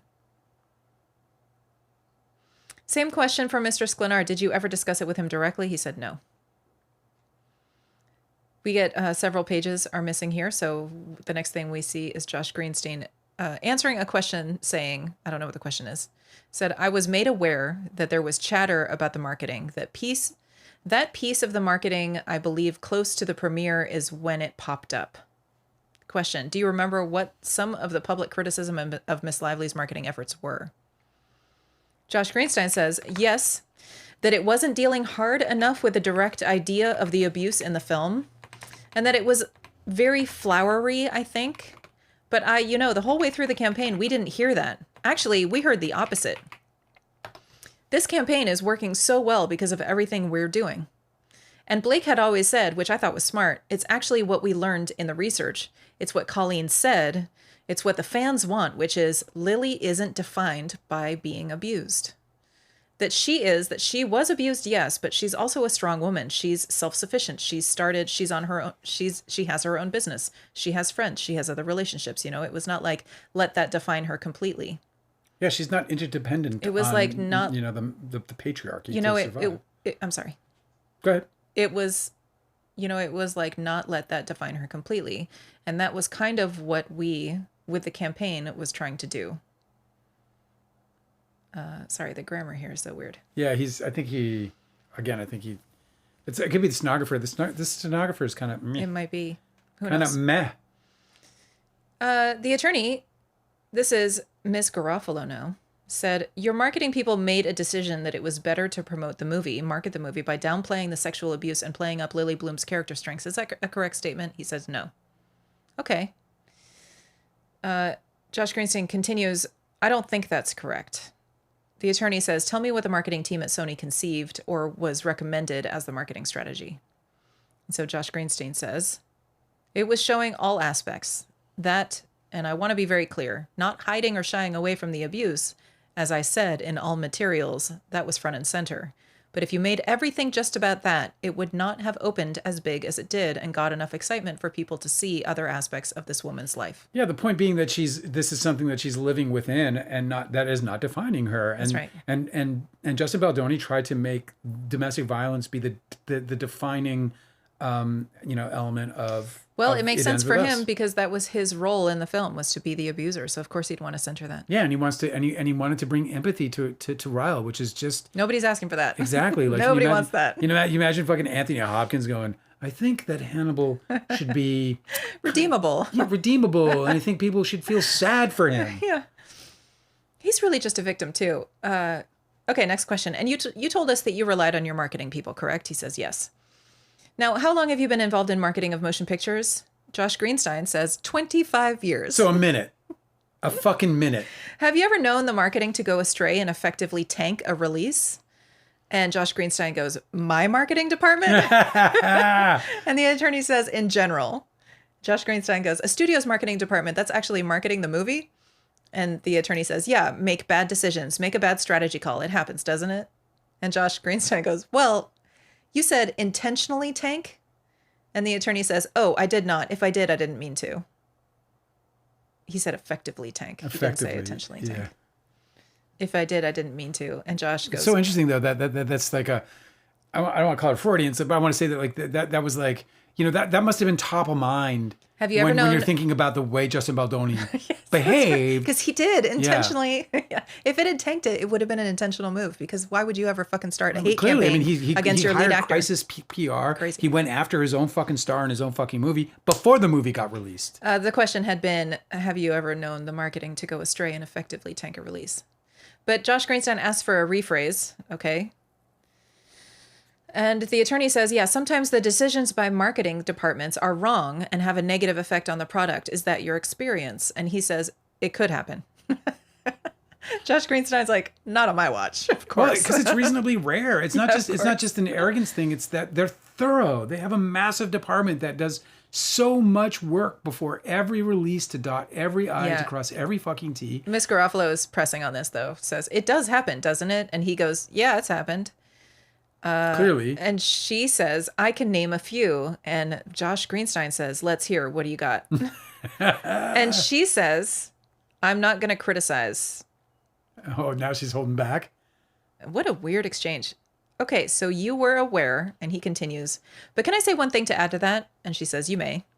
Josh Greenstein says, I would just say that in terms of marketing on this film, and I don't want to come off as proprietary or defensive, but I would say this movie opening at $50 million is one of the greatest marketing triumphs in the history of marketing. So it certainly was effective. I can't even, did you hear what he just said? That's on page 236 for everybody. Page 236, Josh Greenstein, who, by the way, almost all of the fucking Baldoni fucking fans want to hold Blake accountable for the marketing. And by the way, I mean, I keep saying by the way, and I forgive me for that. But we know that Josh Greenstein has already said that Blake Lively was a marketing genius. Yeah. He says, I would just say that in terms of marketing on this film, and I don't want to come off as proprietary or defensive, but I would say this movie opening at $50 million is one of the greatest marketing triumphs in the history of marketing. Jesus, and so I don't disagree with that. $26 million fucking budget. And the attorney says, and that's your opinion? And he says, I think it's a fact. The attorney says, someone could have done it differently and opened it at 60 million. He says, really? Really? The attorney says, isn't that possible? He said, no. I love that. The attorney says, not possible? He said, not possible. I love it. Okay. At or about the time of the release, were you aware? That is huge for Blake Lively.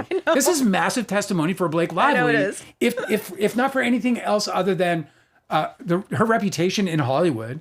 Don't tell me that Hollywood. If a bunch of actors fucking don't like Blake Lively in Hollywood, I don't think she's gonna give a shit because she's got these people behind her. He's calling her a fucking marketing genius of historic proportion. Yeah, he says in his 25-year career that she's one of the greats. He called her the best marketing possibly ever. Okay, at or about the time of the release, were you aware that there was a public criticism of Miss Lively promoting her personal brands, personal products in the course of her marketing of It Ends With Us? Josh Greenstein says, I was made aware when she launched her, forgot what it was. It was some kind of company, maybe a beauty line, something like that. At a certain point when that was launched, I think it was maybe a few weeks out from release, or 6 weeks. I don't remember the exact time, but I do remember there was negative chatter. Question. Because Blake Lively has been making this point that she said, my product launch happened to align with It Ends With Us, and it was not on purpose. It was well, there was actually a problem with her launch that pushed it. Yeah, well, they said the film was postponed. The launch of the film was postponed. Because of the strike. She had this thing planned, and it was set to launch, and he fucked up his movie and had all these fucking creative disputes. Well, it was also the strike. It was the strike. The strike is what postponed it. Certainly, that was it. I mean, they anyway, they had a tight ship in the end in terms she of had like not coordinated for a combined launch, whatever. Anyway, the attorney's next question is, because it was incorporated into the marketing of the film, It Ends With Us, correct? Josh Greenstein says it wasn't incorporated into it. It was launched at in the same timeline. Question. Okay, what about? Are you aware that Miss Lively had some kind of alcohol business called Betty Buzz? And Josh Greenstein said, is that the thing? I don't know. Were you aware of public criticism that Miss Lively was attempting to market her brand, Betty Buzz, in connection with It Ends With Us, which has a domestic violence theme? He says, no, I'm not aware. This picks up a few pages later. Question. He's not going to be involved at that level anyway, and he's going to. That's just all transactional from the marketing department. Yeah, when they're setting up the little event, they're like, "Can we have a booth?" She's like, "I got one." I mean, it's a no-brainer. Who knows? I don't know how it works either. Question. What film was that? I don't know what the context of this is. Josh Greenstein says, I've got to really think about that. I don't know that I've been involved in situations like that. It's happened over the years. It's not incredibly frequent, but it has been known to happen, yes. Question, it is rare, is it not? And Josh Greenstein says, yes, I'd categorize that as rare, but there are movies that come out that don't even get tested. So I guess that's the context. Question, and in those movies that you referred to where the lesser cut, the cut with the lower scores has been released, can you remember the circumstances with any of those projects? No. He says, I can't, but I don't recall what the final scores were, the final test score. I think one of the big things that solidified our belief in it is when we showed a cut, and I don't remember which cut exactly, at the Colleen Hoover Book Bonanza, and the core fans went nuts for it. That, I believe, also had a lot of influence on that decision. People just want to stick to the numbers because they think the numbers are, their salvation. And there's more to it. That's why they don't just rely on one damn thing when they're figuring out how to put out a movie, because every damn movie would fail if they did. Right. And was that before or after the Bake Off? He says, I don't know. You talked a few minutes ago about Mr. Baldoni bringing this project to Sony. Do you recall that? He says, I wasn't there for that, but that's what I heard happened. I think Wayfair brought it to Ange, maybe. The attorney says, okay, and if you know, well, did you ever come to learn that this was a project that Mr. Baldoni had been working on for quite a while? He says, I don't know. So what? Yeah. Colleen Hoover worked on it a lot longer than you, pal. This gets cut off, but it says, how much money did Wayfair invest in the film? And he says, I believe they invested, but it gets cut off. I don't know what this says. 26 mil. A few pages later. Is my understanding. The question is, Miss Lively was very happy with the way you performed your role on It Ends With Us in connection with the marketing of the film. Is that a correct statement to your understanding? And he said, I would assume that is the case because if you look up the gross openings on romantic dramas historically, this is probably the biggest, and it also dealt with tough subject matter. So I think not only was she thrilled with the results in terms of the box office, but everyone at Sony and, all of my constituents were. The entire town was jaw-dropped. Okay, you received a number of communications from Miss Lively telling you how happy she was for the positions that you were taking in connection with marketing of the film. Is that correct? He said, I believe so. This gets cut off. That's so frustrating. You want a refund, don't you? The next question gets cut off, but it says, okay, and same for Ryan Reynolds. You received a number of communications from him. Okay. The next thing I can see. And what do you recall of those demands by Miss Lively? He says she didn't want to be on the red carpet with him. She didn't want to be in photographs with him. She didn't want to be seated near him. Question, it went further than that, didn't it? He said, that's what I remember. The attorney said, and who made the decision to cave into those demands? And Josh Greenstein says, we all talked as a company, Tom, me, publicity. There was a group of us. And the question is, and the decision to give Miss Lively what she wanted in connection with the premiere was made for the benefit of the film. Would that be a correct statement? Josh Greenstein said, it was made for the benefit of us needing the lead actress to show and promote the movie at the premiere. Because that's what the premiere is for. I believe Wayfair was also involved in this discussion, and I guess had agreed to the demands as well. He said demands. The fuck was that? I think he yawned. It sounded like a pterodactyl or like something prehistoric. Yeah, this happened yesterday. I think that we're expiring with the dog's patience. Because Miss Lively was threatening not to attend the premiere unless her demands weren't met. Is that correct? And he says, I don't know how it was communicated with Wayfair. Question, do you know how it was communicated to Sony? He said, yes. And is it correct that Miss Lively was indicating to Sony that she might not show up at the premiere if her demands were not met with respect to Mr. Baldoni? He said, yes. Yeah. Josh Greenstein said, yes. And then it picks up 2 pages later, and I am almost through.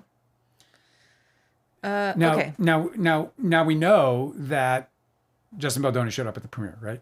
Yes. So they accommodated Justin Baldoni to be able to go to the premiere. Yeah, they accommodated everybody was happy. It went forward. I just want to point out one more thing. The premiere, and by the way, this is definitely the way actors feel about it who've been around a minute. Yeah. Is work. Oh, yeah. It's not play. No. It's work. There's some fun parts because you get to get all dressed up and everybody adores you and there's lots of lights and bulbs and boom, boom, boom. But it's work. And the people who do that work more than anybody are the movie stars. Yeah, she has to be on her best behavior. She has to look her best. It's like a whole thing. And so it's perfectly acceptable. In my opinion, it's perfectly acceptable to not want to, like I said, Yeah, she's like, if you guys are going to make it hard for me, I'm out. It's good. We're good. Yeah, no, I don't like you. I don't trust you. I'm not going to endorse you. And that's the other thing is like these big movie stars. And this is, I mean, take this for what it was. I'm not thrilled with this particular part. But movie stars are like, I'm not going to bless you with me, basically. Like Leo tried to avoid saying my name through the whole deposition. Oh yeah, that's so fun. Because he just didn't want to say my name on record. Has your mic been that far from you this whole time? I got sound under control. You just do your thing. Okay, Exhibit 40 appears to be a text messages between you and Jason Groff on August 7th, 2024. Who is Mr. Groff? He says he runs the EPK. What is that?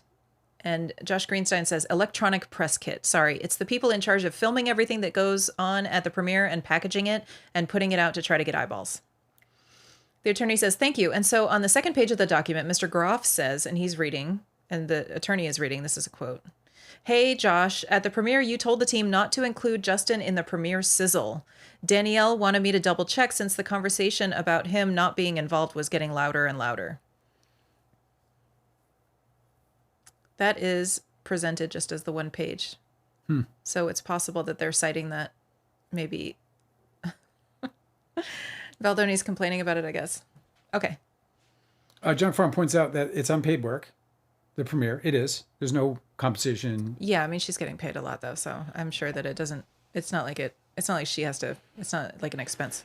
Well, listen, she's got to show up, right? Yeah, she's got to put on a fucking dress and she's got to show up and she's got to put herself in front of everybody and I would hate questions and meals and people touching her and fucking praising her and all this other stuff. And it gets old, right? It's work. It is work. And he also said, and I like this, he said, who would force an actress to smile and hold hands with someone that she accused of harassing her? Yeah, who's trying to destroy her reputation? Yeah, I guess she doesn't know that at that point. It's pretty obvious why she didn't want to be around him for it. Mm-hmm. And I totally understand it. I mean, I get it. Is it a pain in the ass? Totally big pain in the ass. You got to make all these adjustments. It behooved Justin Baldoni to do that. That Justin Baldoni took the premiere and made it his personal thing. Yeah. His personal thing was the issue here. I think that's what he's been doing this whole time. Yeah, the premiere was not his. And I hear people in like it ends with lawsuits and other.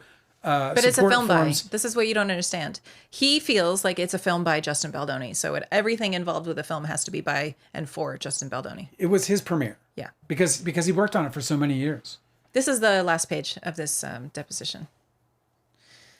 The question is, and does that text from Miss Gianetti refresh your recollection that at least at some point in time, Miss Lively was threatening not to promote the film if she didn't get her way with respect to editing? Josh Greenstein said, I believe that I was worried about there was a possibility of that.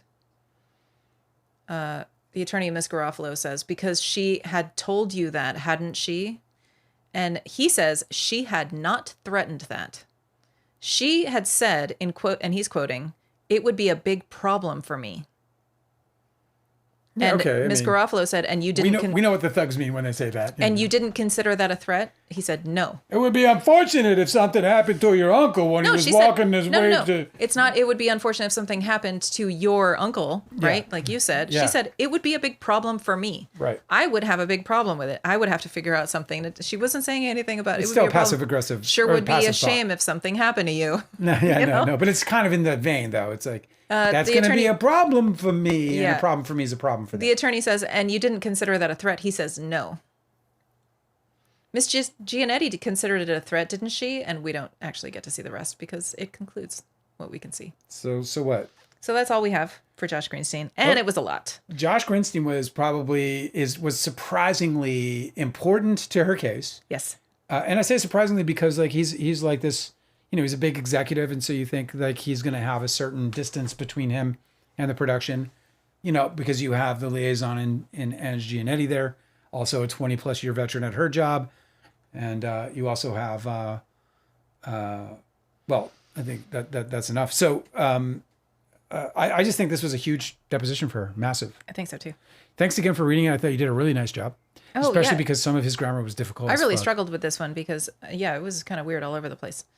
There was also times where he was doing a lot of stuttering and like starting a sentence 4 times, and I was reading it and I didn't want it to sound like I was stuttering. Have we read Sarowitz? Yeah, we read some. Have we read his deposition? Because we probably should. The only one I'm avoiding is Jamie Heath. And we have read a lot. The thing about Jamie Heath, I don't think I'm going to do a very good job reading because he has a very strange way of speaking. I could read him. Then you could play Alan. You're not going to replace me. You could play Alan. You could be like, "What the fuck? Are you fucking kidding me right now?" What do you guys think? We're going to have a mutiny with this dog, so we should go. But I wanted to make sure that we didn't miss anything. Splishin says, on Hoover, Lively, and others not wanting photos with Baldoni, what Angela said a bit ago really stuck with me. Those women did not want to provide any credibility to that grifter. Yeah, I mean, I think I said the same thing. Yeah, they're. You did, yeah. There's a thing about like these women. They are a brand, right? So especially Blake Lively. Their brand is so tied with all of the things that they're connected with. I mean, just look at Blake Lively booked a wedding at a bad venue. At a plantation, yes. Yes, but at a bad venue. Yeah. And it has ruined her reputation in many people's minds. You cannot align yourself, if you're a celebrity, you are a whole brand. You can't align yourself with anything bad. Especially it can have long lasting reputational damage effects, But it's one thing to be like, oh, I've aligned with this guy and this guy turned out to be bad, right? And obviously it depends on the degree of bad. You're like, I met this guy Jeffrey Epstein, had a great time with me. He's a really funny guy. He's got a friend called Galene. She's funny. She's got this accent for it's just hilarious. And and you don't know, right? That's one thing. It's another thing when you're and you're obviously ignorant to it. But it's another thing when with Blake Lively and Justin Baldoni, when she's like ostensibly endorsing him, and that endorsement is an endorsement in many respects to the Man Enough podcast and the Man Enough message. And when she knows that he is nothing but I don't know why the word has slipped from me because I'm tired. A hypocrite. Yeah. At the very least, right? If not a fraud, like a fucking fraud. So it's just added flavor because it's just one thing to be like, oh, I don't want to be like seen with this guy who I don't want to be seen with what's his name? Army Hammer? Yeah, right. I don't want to be, the guy's too fucking weird. I don't want to be on the cannibalism king. Cannibalism king. He's the guy, not my vibe. I don't want to be on the red carpet with him because he's a creep to me. Mm-hmm.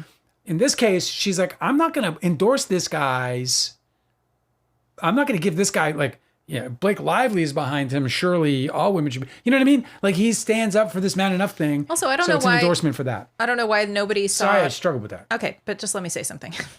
I've been trying 4 times. Okay, and Angela, but a lot of it I was interrupting you, so I wasn't. I deserved to wait. I don't know why it wasn't didn't seem like on the message of the film for these two people who are broken up and in conflict in the film to appear separately. It almost would have been weird if the people playing these roles in the movie had appeared together arm in arm. You know, I don't know why they couldn't just make it work. They have those conversations on the red carpet. You guys are absolute enemies in the movie, but here you guys are friends. How do you guys balance that? You know, they love those stupid questions. I don't know why they couldn't just make it work as an explanation for why they appeared separately. Like, oh yeah, well that was actually a creative decision where they thought that it would market the movie better if these two people who are in an abusive relationship actually aren't appearing together arm in arm on the red carpet. Because we certainly don't want to seem like normalize or approve of abusive relationships. Like they could have spun it, you know, but instead he wanted to be a big baby. Big baby indeed. Well, listen, I'm sorry. We have to go. We have a dog that is becoming quite restless. And as much as I'd love to dive into the chat, we've also been at it for 2 hours and 40 minutes. And my brain's a little fried. I'm not going to lie. So we're going to sign off.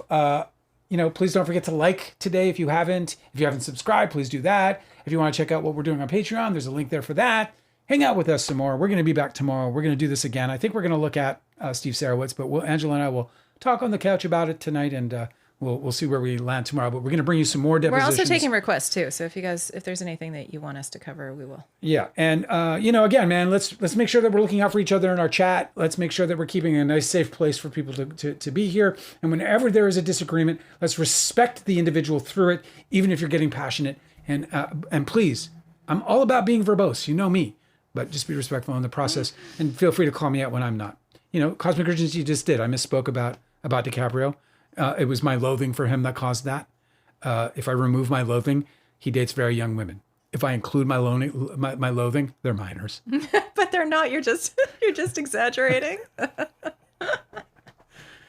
You guys are the best. Thanks for keeping me in check, and I will see you again tomorrow. I hope you will join us. Good night, you guys. Good night.